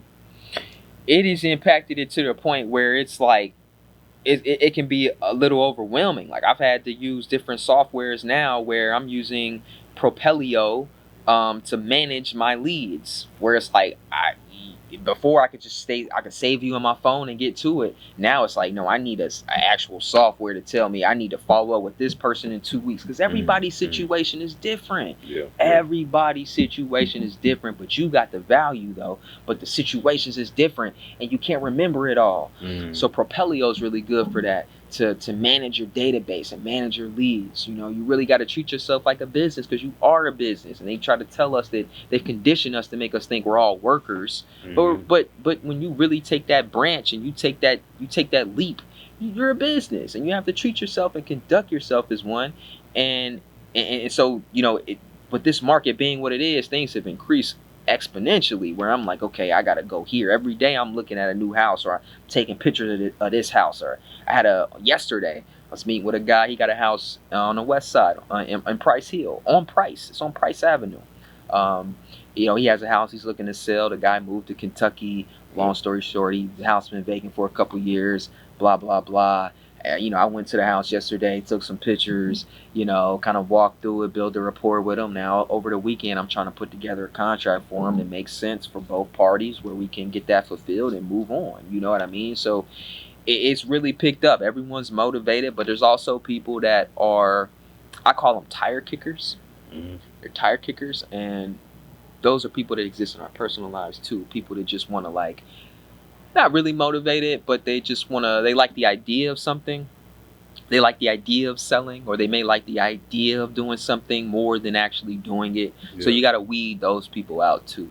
You know, so a lot of those people are just trying to, you know, not just investors looking to make money, but it's also homeowners like, oh yeah, I'm going to sell this for $350,000, but you didn't put $350,000 into the home or any type of work to do into it, but you're just trying to capitalize off where the market is. So so that happens a lot too. But the market has definitely made things more busy, and just a lot more fulfillments that need to be made, because everyone seems to have motivation, or everyone knows where the market is, so they're trying to get in where they fit in, or see where they can. You're dropping hella jewels, man. You're dropping so many, I gotta check my list back out. How much can you, we kind of already answered that with how much you can make off the assignment. Should you always, like, ask the buyer, should you always come to them with, like, this is how much I want, or should you just bring them a price with your fee already included? So what I do is, with my buyers, I just let them know I got this house 123 Main Street. It's under contract. I got it under contract, $60,000. Here's the contract. And then once we go from there, they say, okay, I see what you got under contract for. They interested. Then that's when I kick in my negotiation on what I'm looking to make off of it. But I'm always thinking about the fee that I want in the back of my mind. I'm always thinking about that. Always. So even when I'm writing the contract to the owner, I'm still thinking of my fee in mind, because I know that my fee is going to be added on top of that. The owner ain't going to know it. They not going to know that I'm about to mark it up. They don't know. And you should never tell them that. Don't tell them that please don't tell them that. Don't tell people that you're a wholesaler. The homeowners, don't tell them that. You're just going to confuse them. But little do they know, every house that you see has been wholesaled at some point. If you did the history and you had a title company look up the deeds, you'll see that someone wholesaled it at some point. Mhm. That's how it goes. It's America. You just covered that. Like, everything has been wholesaled. You're paying for the convenience, and that's all wholesaling is. You paying for the convenience of this. It's America. So always think about the fee that you want in the back of your mind, but on your contracts, when you writing that out, that's just between you and the owner. And when you pass that to the cash buyer, the back end investor, that's when you get into the dialect of what you looking to get from it. But just like I said, don't take anything less than $5,000. It's just a waste of your time. It's a waste of your time. It really is. And where are you getting this contract from? Are you meeting with a lawyer? Is it a one page online you can download and tweak and? So look, I'm gonna be honest. You know, we on the Type Shit podcast, so I ain't gonna hold no punches. I'm gonna be real, okay? Give it to us, man. You know, I did what I had to do, okay? When you down bad, you finesse. You gotta finesse. So this how I got my contract, y'all. So I know y'all probably seen those signs. It'll be like, yeah, we buy houses or whatever. I called one and acted like I was a homeowner and I had a house to sell.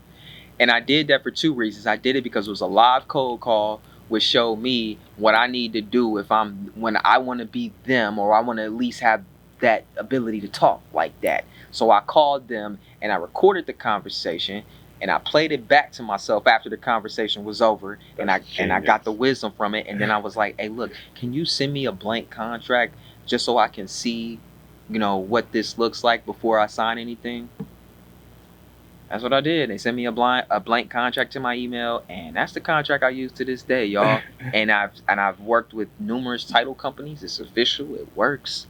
That's what I had to do. That's genius. Now there's other people there's a guy on YouTube, Jerry Norton. Jerry Norton is a wholesaler down in Texas, in that Houston, Austin, Texas area. He seems like a good guy. He sells contracts. A lot of investors sell their contracts, but me, I was broke. All I had was being broke and ingenuity. I had nothing else, and that's what I did, and that's how I got the contract I used, man. It's somebody who dropped a book called like The Power of Being Broke.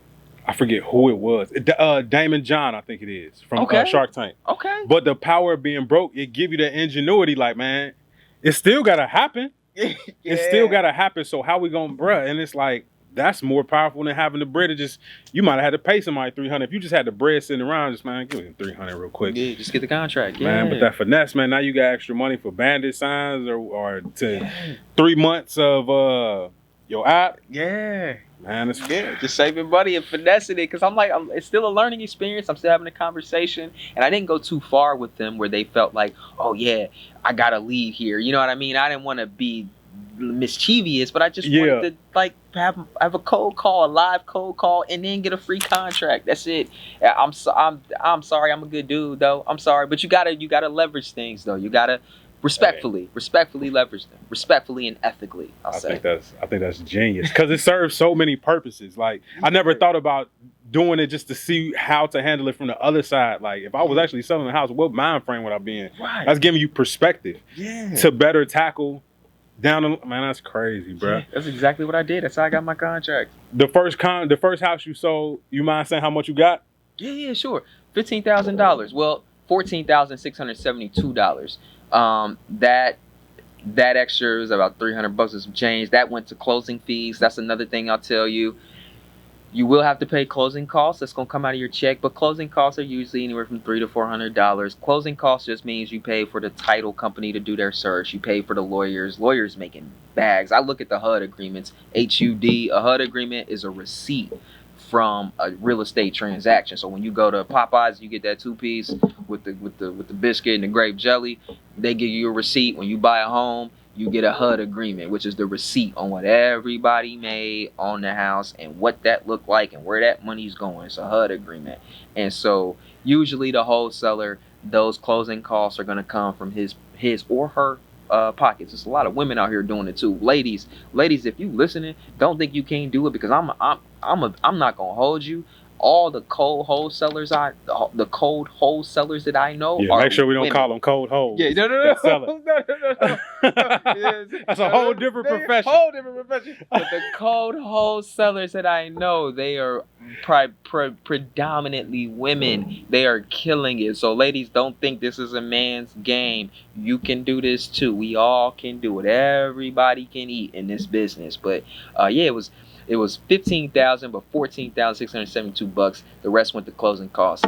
But yeah, I'll never forget that. I actually have it framed. I bet. I have the contract. I got the contract signed. I got the contract signed and framed.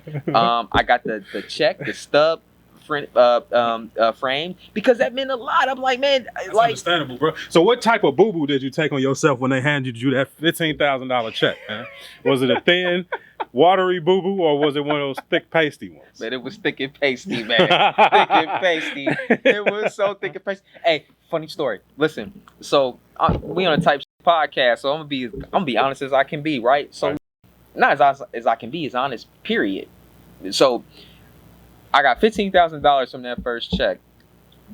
That day I had negative $672 in my primary checking account, and I had another account with Fifth Third that was negative about $30, and I had a credit card that had a $200 balance, and I was over $300 of that balance. So I'm underwater, broke as shit. They don't know though. They have no idea that I'm broke as hell coming here to get this check. Mm-hmm. And I didn't even have gas money to get there.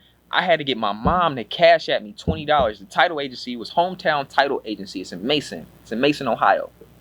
About 20 minutes from where I stay. I needed her to cash at me gas money to go sign the deal and close on it. That's the true story about that day. I'll never forget that day. I was dead broke, y'all. Dead broke.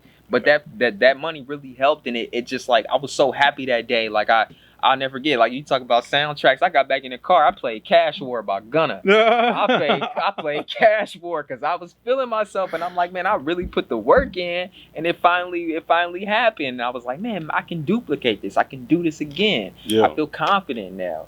But going there, y'all, I was broke. I was very broke. But how much did that feeling of, like, did you feel like, man, I feel like this ain't gonna happen? Is it some type of, like, self-denying yourself, like you don't really deserve this, or this shouldn't be happening just because it never happened before? I think that's another thing that keep us broke, is just like, man, I just can't get all that money. Yeah. Like, you go in a slave mentality, like. Yeah. No, it definitely happened to me where I'm just like, just feeling like you're not deserving, or feeling like, oh, your mind will trick you and be like, oh, you only got that. You, like, the first deal I got that deal. I didn't get it from Driving for Dollars. That's another thing I want to tell y'all too. Whatever you're doing, if you're wholesaling, tell people that you buy houses. Tell everyone you know that you buy houses. Whatever you're doing, even if you bake cookies, or you tell people that you do it. Tell people what you do, because you making allies, and they gonna come to you with stuff. So the first deal I got from my uncle, because my uncle was at a pawn shop just selling a lawnmower, and my uncle's he's a socialite. He likes to talk to people. He's talking to the guy there. The guy gets to tell him, like, yeah, I got this house, man, I need to sell it. My uncle's like, oh, my nephew buys houses. He was like, let me give you his number. One thing led to another. I get the guy's number, we talk. I come to the house, I check it out. He don't know I ain't never bought a house before. But I know I got the ability to be able to figure it out, though, and I put it together, and that's how I got it. And so at the end of that, when I got that check, my brain was kind of messing with me, like, oh, you only got that. If it wasn't for your uncle, you would never have got it. Or if it wasn't for him saying that, you wouldn't have got it. If it wasn't for, you know what I mean? Your mind plays tricks on you, but it's like, no, it doesn't matter. Even if he didn't do that, you still would have got it, because you still knew what to do to execute that. A lead is nothing if you don't know how to manage it, or how to, take advantage of that, or how to use it. So yeah, my mind definitely played tricks with me. It definitely did. Almost like a survivor's remorse. Yeah. Like, damn, I just feel like, what did I do to get, you know what I mean? You definitely plays tricks on you, but it goes back to just celebrate your birthdays. That's celebrate yourself, man. Celebrate yourself. Celebrate yourself. Please celebrate yourself. Celebrate your birthday. Celebrate yourself. You are worth it. Seriously, you really are. Who ain't you? Only person working for you.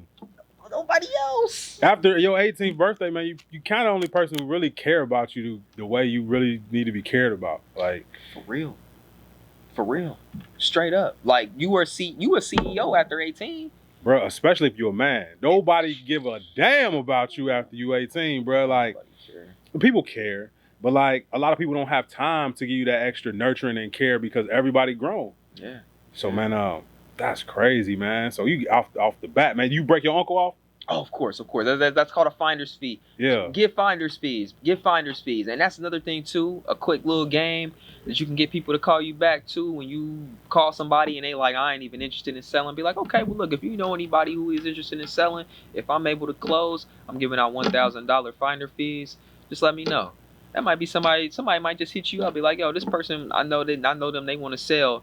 Once you get the closing, you break them off with $1,000 check and get up on out of there. You know, always give finder's fees. Respect people, man. Respect people. Respect their time, their effort for them just rocking with you. You know what I'm saying? You ever had somebody call you like, yeah, I found a house. It's 77. Sir, this is your address. You trying to get it, bro?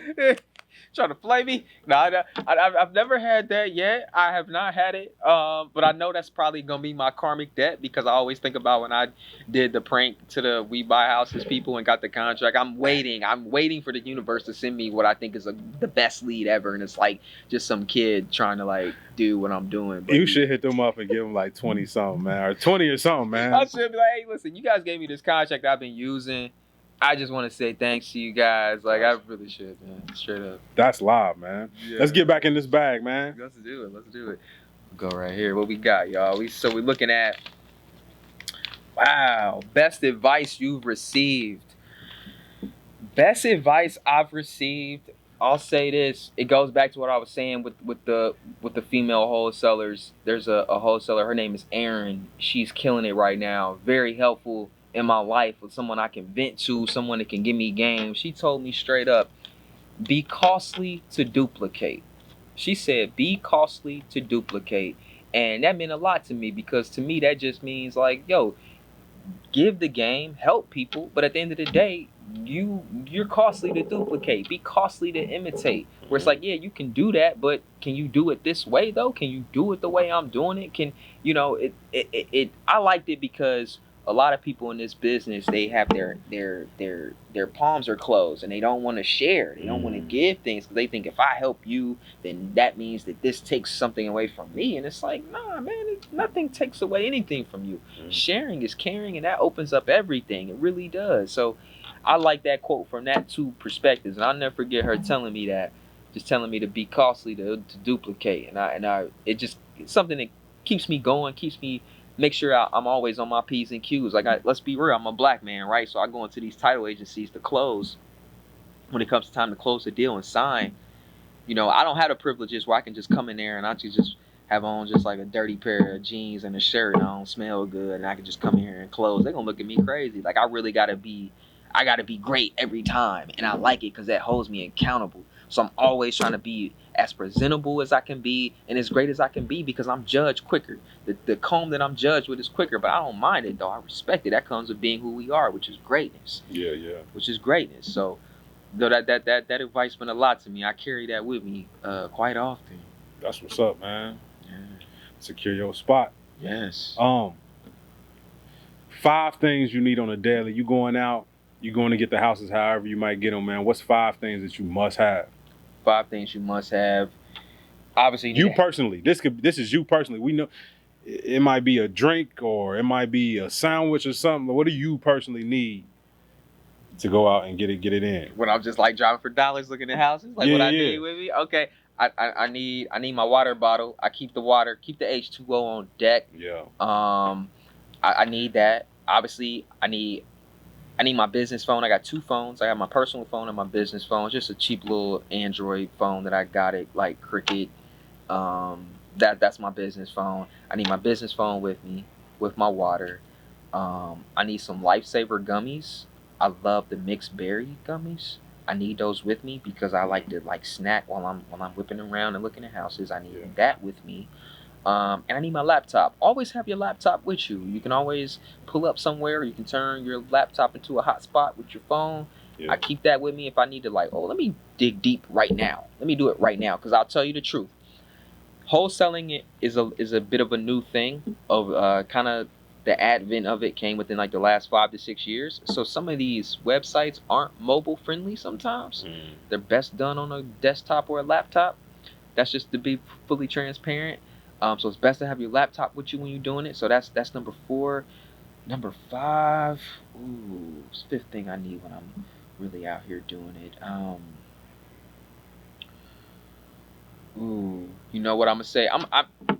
My AirPods, because if I when I got my laptop with me and I'm like, man, let me call them right now, put my pods in and make a call with them, you know, kind of break things down. So those are the 5 things that I gotta have with me when I'm doing it. I need those things, 100%. Yeah. That's what's up, man. Yeah. Man, where can people find you at if they want to reach out? Yeah. So my business is Neighborhood Cash Buyers LLC. You can look us up on Facebook. You can find me on Facebook. My name is Garrick, Garrick. Last name Invests, Invests. Yeah. You can find me on IG. Is Glory is G, GLORYISG. That's where you can find me. Always posting different things on the Facebook. I looked at a house yesterday on the west side. I'm always posting things, just trying to keep people motivated, keep them inspired. I have my business line as well. Feel free to reach out, 513-327-8027. My birthday is 8/27. So hey, feel free to tell me happy birthday. That's coming up. I'm a Virgo, you know what I'm saying? So shout out to all the Virgos out there. Yeah. But reach out to me. Listen, I don't know everything, but if I know it, I'll tell it. And if I don't know it, I'll be able to reach out and find somebody that does know it. This business means a lot to me. It's giving me everything, and I came in with nothing. So I just really want to pay that stuff forward. And at the end of the day, we're wholesaling, but the main goal is ownership. And we want to leverage our capital to the point where we can own these homes and not have to assign the contract. My dream years from now is to be able to say, okay, I can not only negotiate this house at a discounted rate, but I can also have my own money to buy it at the rate that I said I was going to buy it at, and I can fulfill my own contracts and then go about rehabbing it myself with different contractors or whatever. Case in point, even that might seem like a big lofty thing. Good friend of mine, his name is Jerry, owns different houses on the west side. He's got a couple houses he owns on the east side as well, in the Hyde Park, Oakley areas that he rents out. You know how he found his contractors? From going to Home Depot at 5 a.m. when they open, and that's when all the contractors pull up, and he just passed out his business card or just told them, this is what I do. I got houses I need to be worked on. He found his contracting group that helps him with his rehabs from doing that. Genius. It's just don't feel like none of these things are insurmountable, meaning that there are things that you just gotta have all this money to do, or all this smartness, or all this whatever. Like, no, it's really right in front of you. It really is. It's all attainable. I promise it is. Even if you're not doing real estate, whatever it is, if you really break it down, you will see how attainable it really is. So just keep your mind focused, really. Your mind's your greatest weapon. Keep it focused and eliminate those distractions that you don't need. Eliminate the distractions. Please eliminate those. But what type of distractions have you had to eliminate? I had to eliminate a lot of different things. I had to leverage social media, right? So I'm a guy, right? So if I'm on IG, I'm definitely was following the girls that definitely checking out their real estate. Yes, respectfully checking out their real estate. I had to go through that and be like, okay, she's gorgeous, she's beautiful, but what value is me seeing that adding to my life or my personal goals?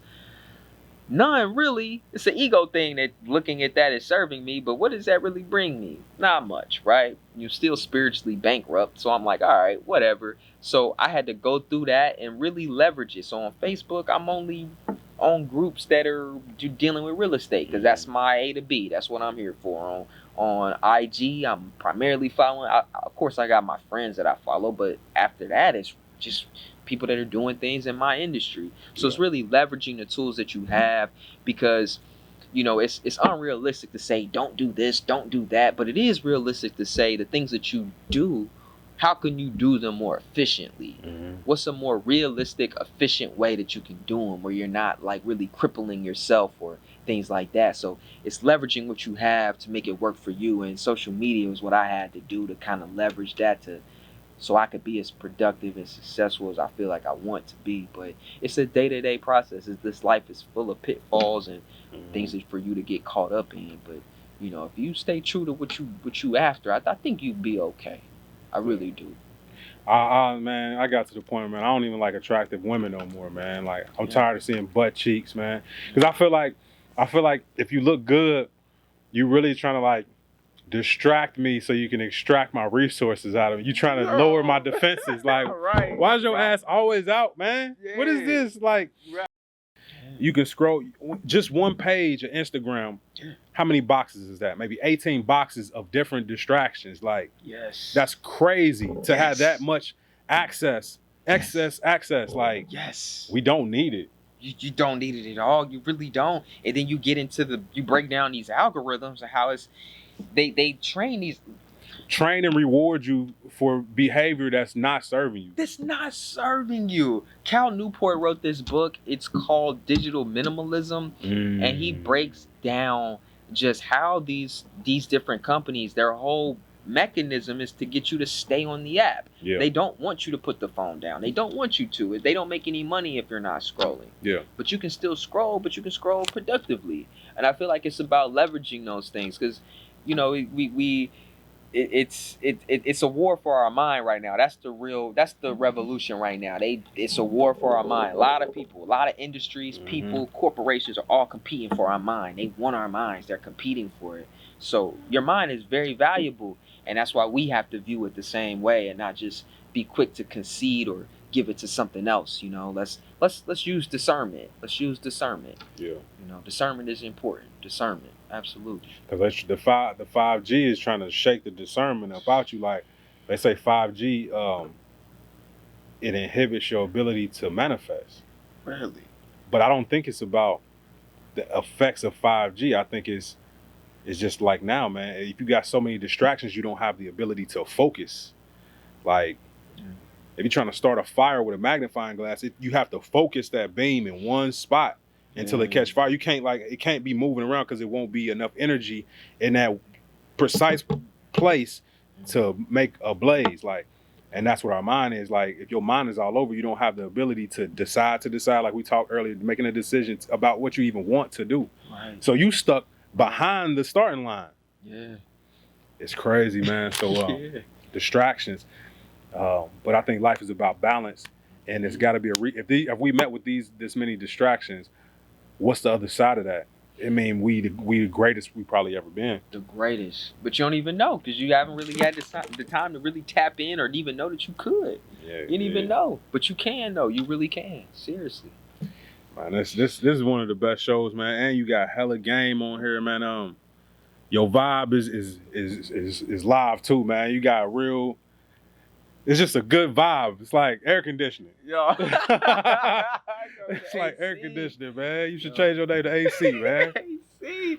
Yo, I appreciate it, man. Like seriously, man. Like as soon as I met you, man, I knew the vibe was real, man. He told you the shirt he was wearing. I mean, y'all look it up, man. Look up the Haitian Revolution, man. It'll tell you a lot about just kind of why Haiti is still looked at the way it still is. You know, people, a lot of Western, civilization really does hate Haiti. But why do they hate Haiti? You know, just take a deep dive. Look up Toussaint. Look up what that revolution looked like. And they had us thinking, oh, Napoleon Bonaparte, this short dude. Like they had us thinking he was a hero. Like, nah, man, he got whooped on by the Haitians, bro. They whooped his ass, bro. They stuck together. They had a code amongst each other, and it's just like the freedom that they got. Yeah, you might not import and export with us, but we don't want that cancer material anyway. Like, man, you know that the Dominican Republic and Haiti is the same island. Really? Yeah, it's the same island. Is that like that they call like the Hispanoia thing? No, or is that different? Tell me more. Hold up. Because this is something I learned. It's the same island. Haiti and the Dominican Republic. want to say Santa Domingue. Hold on. Same island. Let's see. Yeah. The island of Hispaniola, located in the Caribbean Sea, is home to 2 countries, Haiti and the Dominican Republic. It's like it's not split equally. It don't look like, but it's the same. It's the same island. Same island. Wow. Yeah, it's interesting. Like just the things that they don't tell you, the things that they do tell you. Man, I got a couple more questions for you, man. We're gonna get into some hip hop trivia now, man. Oh, please do. Man, I'm a hip hop head, man. I grew up on it. We're gonna see. Love hip hop. We're gonna see. Talk to me. This first game is called My Mama Called Me. What I'm gonna do is I'm gonna give you an artist's government name and see if you can guess the artist's stage name. Oh man, okay. Here we go, man. We're gonna start out, man, with who I want to choose, man. We start out easy, man. Marshall Mathers II. Oh man, that's Eminem. Yeah, That's man. Eminem. Come on. Marshall Mathers LP is a great album, guys. Jesus, Revisit man. the Marshall Mathers LP. Revisit Infinite too. Yeah, He did Infinite 96 and he's really rapping well on there. He could never drop that stuff nowadays. No, he could not. He probably scared of his catalog. Like, man, I can't even go on tour, man. Right. Austin Post. Oh, that's Post Malone. Okay. Shout out Post. Hey, man, this dude know what he be talking about, man. Hey, Post. Hey, listen, Post is a plant. Post Malone's an industry plant. We all can agree to that. But he got some joints, man. Why you think he a plant? I think Post Malone's an industry plant because anytime your first single is White Iverson, I mean, it's like, come on, man. Like, I understand what you're here for, and it's completely seductive and catchy. I loved White Iverson, but I loved Allen Iverson. But Allen Iverson's so dope, there should never, ever be a White Iverson. Never, bro. Like, what Gentrified the braids. Gentrified the braids, man. Get up out of here. He's a plant. Every time I go to Kroger, Target, and I'm just shopping, I'm hearing Sunflower. You know what I'm saying? I'm hearing a Post record. Sunflower's a dope record, but not because of Post, because of Sway Lee. Yeah. Sway Lee is a underappreciated vocalist. We need to talk about that later. But Sway Lee's a legend too. We'll talk later. But that come from knowing like we can leverage you being popular in the urban community because everything is grassroots. The hood, black people are the streets. Yeah. So we can get you popping with the streets. We can then leverage you into this pop culture where he pretty much at right now. Like he even denounced rap. He's like, man, if I really want a good cry or something, I listen to it was like a rock artist or something like that. Yeah. But I feel you on the plant thing. Mm-hmm. Okay. Roderick Davis. Oh, come on, man. It's Gucci, man. Don't you ever... Come on, man. It's Gucci. I see. I got to work harder, man. Yeah, we love Gucci, man. Come on now. Let's see, man. Jonathan Smith. Jonathan Smith. Yeah. That's the baby. Nope. That's not the baby? Nah, no, Jonathan Kirk is the baby. Yeah. Jonathan Smith is no, that's Todd Smith is LL. Represent that A. Represent the A. It's not Luda. That's he got homeboys. What's the homeboy's name? Without giving it away. Oh. The East Side Boys. He wrote with the East Side Boys. He wrote with the East Side Boys. That's Lil Jon. Yeah, Lil Jon. That's Lil Jon. Lil Jon, East Side Boys. Dang, come on, Gary. You gotta know that. My bad, Lil Jon. I'm sorry. Lil Jon, a legend, man. A legend. Legend. Full legend. Out here still getting the bag. Out in Vegas doing all his DJing and getting bags. Lil Jon is a legend. A legend, bro. Let's see. We give you one more. Yeah. Reminisce Mackey.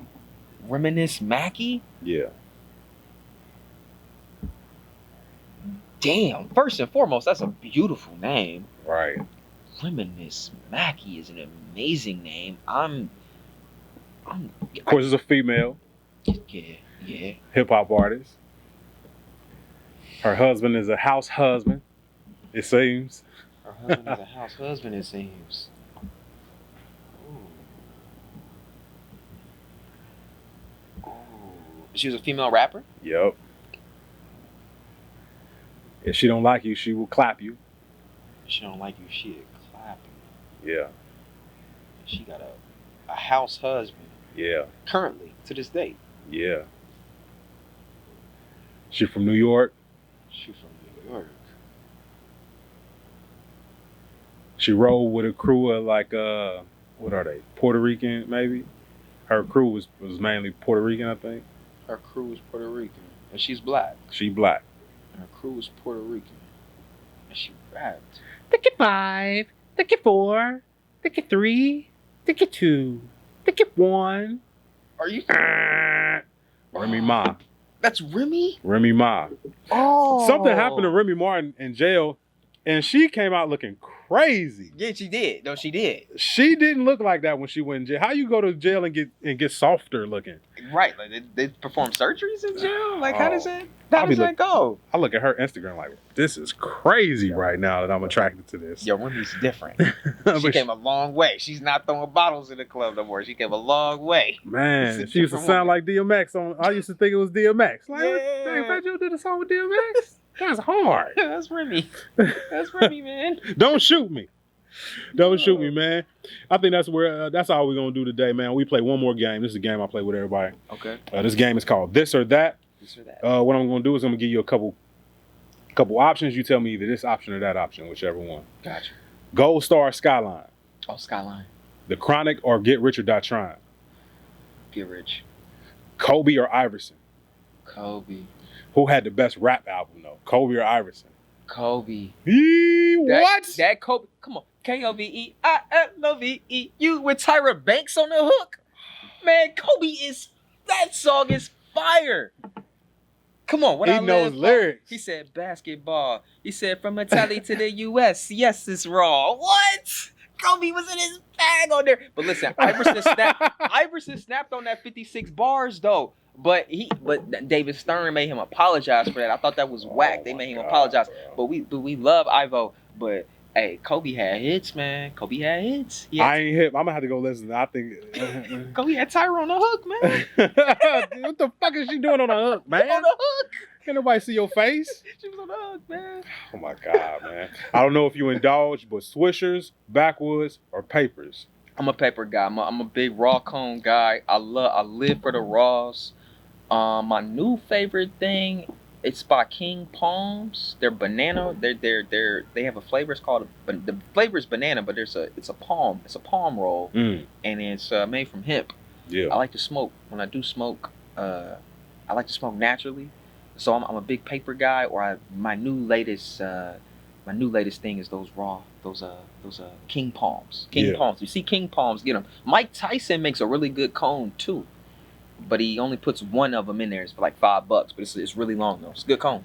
Yeah, man. He got an interesting podcast too, man. Oh yeah, you watch this podcast? I love hotboxing. Hotboxing is amazing. You ever been told? You know about the toad? Bro, he be getting me when he get real aggressive and low in his voice. He run out of air. Sometimes I can't even think. It's crazy. I get so worked up inside. I think about how maybe I was the Asian man or maybe something like that. Bro. It's like he on the verge of crying. Yeah. Oh, bro, I couldn't be in the same room. I'll be like, man, this is the most engaging, scary thing. It's amazing though. You see what Boosie was on there, man? Boosie he was about to give him hands, he bro. Was scared for his life on there. That he was just trying to punk him because Boosie always acting all hard, man. Yeah, he had to do that. Yeah. Hey, shout out to Mike Tyson, though, man. Shout out Mike, man. Okay, Meg Thee Stallion or Doja Cat? What the hell? Ooh, you know what though? I'm gonna say Doja though. I'm gonna say Doja. Listen. My woman loves Doja Cat. All I hear in the crib is Doja Cat, and but I liked Doja before I met her. Doja made No Police.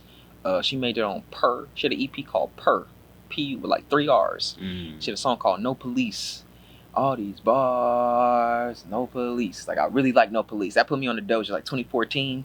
Damn, you've been on her for a minute. On a minute. Then I met my girl. And she loves Doja. Her new album's good too, man. Doja got some joints. Meg is dope too, man. Meg got joints, but they different artists though. They different artists. Yeah. They push Doja on the pop side, but she's still a black woman, and they don't know what to do with black women when they doing different melodies and things. It's like the Khalees effect. Like, remember when Khalees was popping? Yeah, she would have to get with Missy. They try to cancel her too, man. They try to cancel her. Man, they trying to cancel people for being people. And being like, was it a hypocrite? Yeah. That happens in life. Like, as long as you growing and evolving, you probably gonna be hypocritical. Like At some point. long as it ain't just maliciously just being hypocritical, man. Right.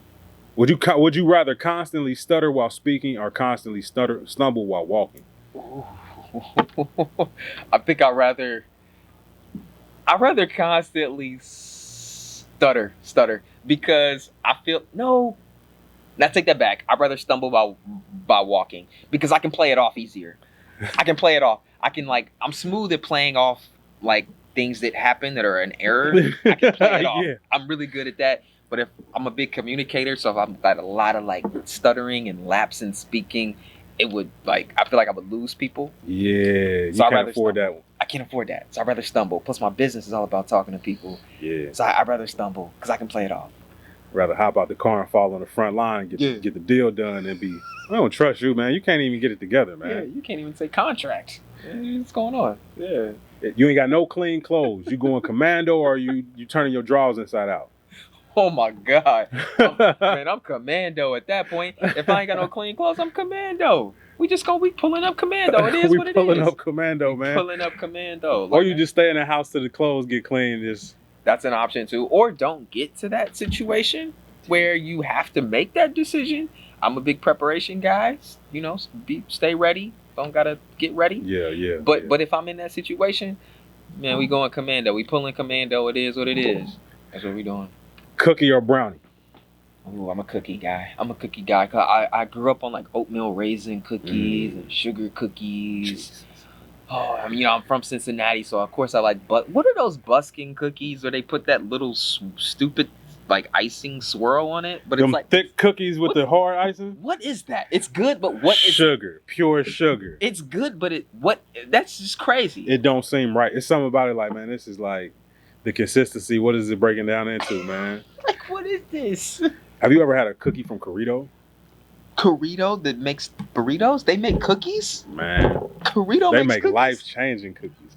It's a Corito and an Insomnia like 2 doors down from each other in Clifton, bro. I just stand in the middle sometime and just have a mental breakdown. What do? You had Insomnia, right? I love Insomnia cookies. A confetti cookie from... I cry in the car when they don't have confetti cookies. I'll be so disappointed. Like, oh my God, you ain't got what? Right, like what happened? Man, Corito makes cookies. I'm gonna have to get you a Corito cookie, man. I was gonna bring bro. some earlier, man. I'm trying to stay away from them, though. I didn't even know they did that. Jesus, man, they crazy. Movies or Netflix?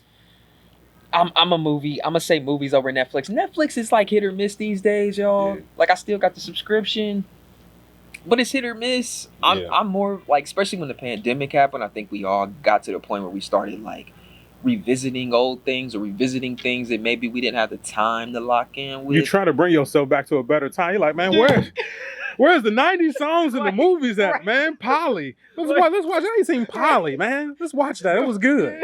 I mean, like life was so much better when Debo got knocked out and Craig God, didn't shoot him. He just knocked him out and let him live this for another next Friday. Like life was better. So you start revisiting these things. That's another thing that was cool. Like it's random, but I love that Ice Cube didn't shoot him. Like I thought that was beautiful, right? That he didn't shoot Debo. In the movie? Yes. Oh yeah, they Wasn't just had a that fist fight. beautiful? Yeah. We just fought it out. You know what I Yeah. mean? It's no death, bro. Yeah. I thought that was like a beautiful part of the movie. That's interesting. I never thought about it like that. Like, especially with them being the West Coast, known for the. Yeah. Didn't even shoot him. That's But they spun the block on him and tried to shoot him and Smokey, you know what I'm saying, on the porch. did. Yeah. It's too much violence, bro. We got to clean up our messages. We do. Beer or liquor? Liquor. I'm definitely liquor over beer. But I'm trying to get more into the wine game. But I say liquor just because the beer, man, like beer, the taste isn't always the best, and it just turns into carbs, and you just got to run it off. You know, I stick with the liquor. It's like drinking a sandwich. It's drinking a sandwich, man. With the thick bread on it. With the thick bread. Some Jimmy John's. Cash Money or No Limit? Oh, Cash Money, man. Come on. Sir. Favorite Cash Money artist? I mean, it's got to be Wayne, Does it? right? You must never heard that Juvenile 400 Degrees, bro. Juvie's great. No, Juvie's great. But Wayne's giving me all the Carters. He's giving me the dedications. Like, it's Weezy F Baby. Like, F is for phenomenal. Like, yeah. My flow is nasty, like C.Y. Phyllis. That's not at all how you spell it, sir. Not at all. He's completely inaccurate. You know you done had it, man, so you know how to spell it. Yeah, like what? Fresh Prince or Martin or Fresh Prince? Big Fresh Prince. You ain't even have to keep going. Martin over Fresh Prince over Martin? Man, bro.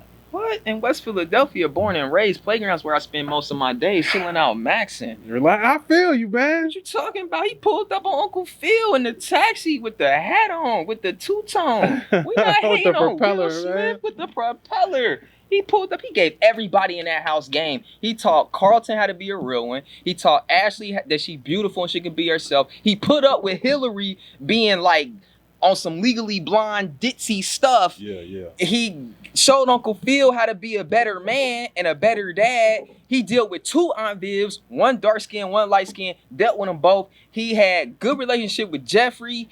He turned the whole Bel Air neighborhood up. That man a legend. But we love Martin. We love Martin though, because Martin had that. He had it popping in an apartment in Detroit, man. I just seen somebody posted a picture. Martin was downtown like a couple days ago filming a movie. Downtown Cincinnati? Yes. They've been filming crazy. I live in Clifton and like they've been filming crazy. It's always them big rigging trucks is outside like my apartment and up on Clifton. It's crazy, man.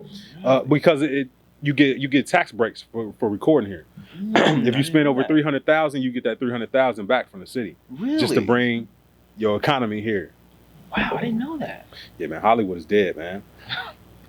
Jordans or Yeezys?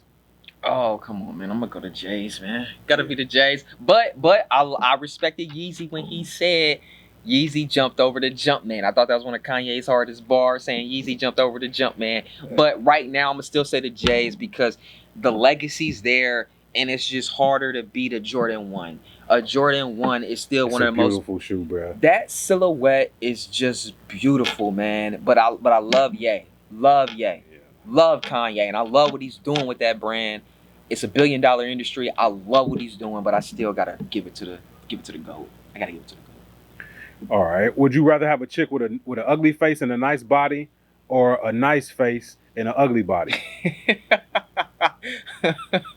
I'ma say the body. I'ma say man, that's tough, man. No, I gotta reverse that. It's gonna be the face. I need the face to be pretty first, because we can work on the body. And now the way society is, You ain't gonna change nobody though. You can have a dime piece face on Sherman Klump's body, man. yeah. But the body, we can work on that though. We can repair the body. We can work it out. We can even pay for something. Oh, They're God. doing that now. Yeah. They're doing a lot of, build a bears. Yeah. Build a bay, man. We can build a bay. Jeez. You can build a bay. The face is hard though, so we need a good face. That's a good template to work with. Yeah, man. It's interesting. It is. Cause sometimes I see my thing is I like slim chicks. If you like slim with like a fat buttermus portopotamus on you, you ain't even gotta have that much chest. But if you just got a nice butt, I want to go on a tour where I go around kissing slim chicks' stomachs. Unless you got an Audi, I don't really like that. Yo, the out, yeah. I don't like stomach penises, man. You don't like stomach penis? I like innies. Yeah, I love it. Yeah, I don't want that. I don't want to see the navel. I feel like your parents didn't take care of you when you got an Audi, so they did something wrong. Yeah, the doctor just messed up the umbilical cord. Like, why didn't he cut that? It's time to clock out, man. I'm supposed to be. Trying to get up out of here. Just rip it off. Been up here for 13 hours. Man, get out here. Yeah. All right, last one. Biscuit. Popeyes, KFC, Cheddar Bay. Which biscuit, man? I gotta go with the Popeyes, because the Popeyes, I can put the grape jelly on it, y'all. Hey, them shits is so cracked, bro. It's cracked. And I just got put onto it, because I used to throw the biscuits away. I know, don't shoot me. But I used to throw it away. I would eat the wings, and I'm like, man, this biscuit. Bruh. When I start putting that grape jelly on them biscuits, man, it changed a lot. Like, the grape jelly with the biscuits, where it's at, and I grew up on that. Like, I grew up on toast. It was no I grew up on toast. I grew up on toast and jelly sandwiches, y'all. It wasn't no peanut butter. It was just jelly, butter, and toast. And that's what I would eat. So it's like the butter take me back to them trenches, man. Like I still keep ramen in the house. I keep ramen now. I don't care what the checks say. I'm still gonna go to Kroger and get that ramen and run that for the lunch. And I'm gonna put in my Kroger card number and get it for 79 cents. Still. Ramen then went up. Ramen went up, y'all. Yo, you remember when there was a shortage for ramen during the pandemic? Nah, I Was don't a remember ramen that. shortage? Really? Ramen shortage. I wonder what they start using, man. Cause like it scared me when it be shortages on stuff, but they still be having it. Like it's a shortage on wings. It's just like, what are you selling then? Like, Yo, you see Wingstop selling thighs now? It's thigh thighs. stop. It's because of the boss Rick Roast. You know we selling thighs now. Man, like, But they're doing it in ghost kitchens. Like, have you heard about these ghost kitchens? So it's like this could really be a ghost kitchen too, like or any event space where people aren't inhabiting it. You can like turn into a kitchen and make food for these and sell it out of there. And so like Thigh Stop is made out of like ghost kitchens. it's like a pop-up shop. Yeah. Bruh, everything is real estate. Yeah, it Everything. is. Your shirt, your pants, you got Adidas on there because they was like, man, you gotta wear pants, but that's real estate. Let's put the logo right there so people know we out here in these streets. Like, bruh, your hat, everything is real estate, bruh. It's gonna get to the point where people be like you can probably go to people who make clothes and be like, give me 7 days worth of shit and I'll wear it every day, and you pay me monthly. Yeah. Cause everything is real estate, bruh. Everything, bruh. All real estate. You drive a lot. I drive all the time. Bruh. Find a place that sell them big magnets. Hey, I'll put your logo on my car and I'm gonna drive a certain amount of hours. I'm always in my car. Yeah. And you pay me monthly to promote you because I'm always in these streets anyway. Word. Like, yo. Everything is real estate, bruh. Yeah. Everything. Even just you can buy a dumpster. Yeah. A dumpster is real estate too. I mean, it's just I buy a dumpster and an investor needs somewhere to throw their trash at when they're doing fix and flips. Buy a dumpster. That's and genius. Just keep moving it around, and you can just charge. I'll charge you $100 every time you use it, and I'll just rent that dumpster to someone else. You got one? I don't, but I want one really bad. That's perfect for what you do. Yeah, I want one really bad. I want to have like my own. And I know that sounds trash, no pun intended, but I want a dumpster business. Like I really do. Like because it's just passive income. Passive income, and I think, man, if black people really get into the essentials business, if we can cover toiletries, paper towel, essential stuff that you always got to go out and get, bro. If we can cover that, man, we can bring our own economy, bro. We can. We definitely can. Just like you said with the essential things. Like seriously, we definitely can. We see other people come here and they open up their own communities all the time. I mean, you see, you see what our Latino brothers and sisters do when they come here, man. They always setting up their grocery stores, they little communities where they can go and keep their dollar between themselves. Like, I think it's beautiful, but it's just crazy what they've done to us as black people here in this country. You know what I'm saying? We're just so used to being consumers, where it's just. Accountability. We got to start being like, okay, where we messing up? Yeah. We know what's been done to us, but everybody don't gotta have one. Everybody got on rent shoes. Yeah. Everybody got on, like, you got 2 kids with rent shoes on, you could have paid rent. Like, I be thinking of it like this, man. Imagine if 10, 20 of us would have put our stimulus checks together and just bought started some type of business together. It's gonna teach us that, like I said, man, it's gonna build that rapport. It's gonna increase the relationships. Like, we gotta start investing in each other. Yeah. To build each other up, man. That's what other people do, man. That's why they dollar circulate around their hood, man. Yeah. Another thing I thought about the other day, and we're gonna leave on this, man.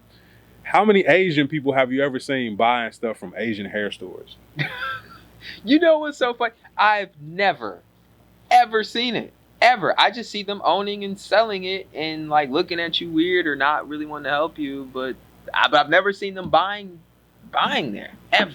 Man, if we take over what we know we buy, it's like the stock market. Like, I'm gonna invest in that because I know, like, we use the hell out of coconut oil or this type of hair oil or something like that, bro. If we take control of them sectors, those markets, bro, we can't be stopped because we definitely spend the most. We definitely spend more than anybody. So, we definitely do. 100%, man. Because we're trying to buy our self-esteem back, but the only thing that's gonna get it back is investing in ourselves and getting to know each other, man. So, yeah, man.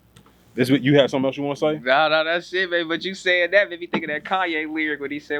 Drug dealers buy Jordans, crackheads buy crack, and the white man get paid off of all of that. Man, hey, bro. Shout out to Ye, bro. Hey, I was in college when I first heard Ye, so I got a different relationship with him, bro. It's like, it's different, man. Yeah. But, man, we're going to get up out of here, man. I hope you enjoyed what you heard today, man. You got some good game on the real estate side of the game.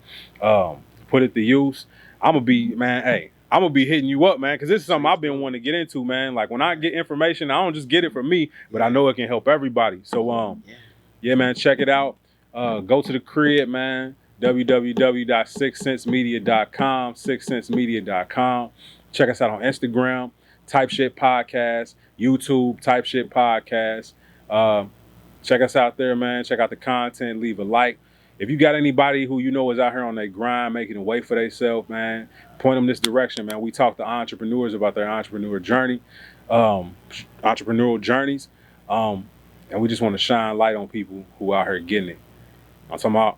So until next time, tell them how they can get in touch with you one more time. Yeah, one more time. My name is Garrick, Garrick. You can find me on Facebook at Garrick Invest, INVESTS. My business is Neighborhood Cash Buyers LLC. You can find us on Facebook as well. You can find me on IG is at Glory, GLORY is the letter G. Glory is G. Also, feel free to hit me up with any questions via text or call. My business number is 513-327-8027. Please reach out. I'm pretty much what you see today. If you got a question, I'm going to answer it. I don't hold back any information. If I don't know it, I'll point you in the direction of someone who knows. The most powerful thing you can say is I don't know. It's the most powerful thing you can really tell somebody is you don't know, because it forces you to know too. So Yeah. just reach out. That's what's up, man. Type shit. We out here, man. Until next time, goodbye.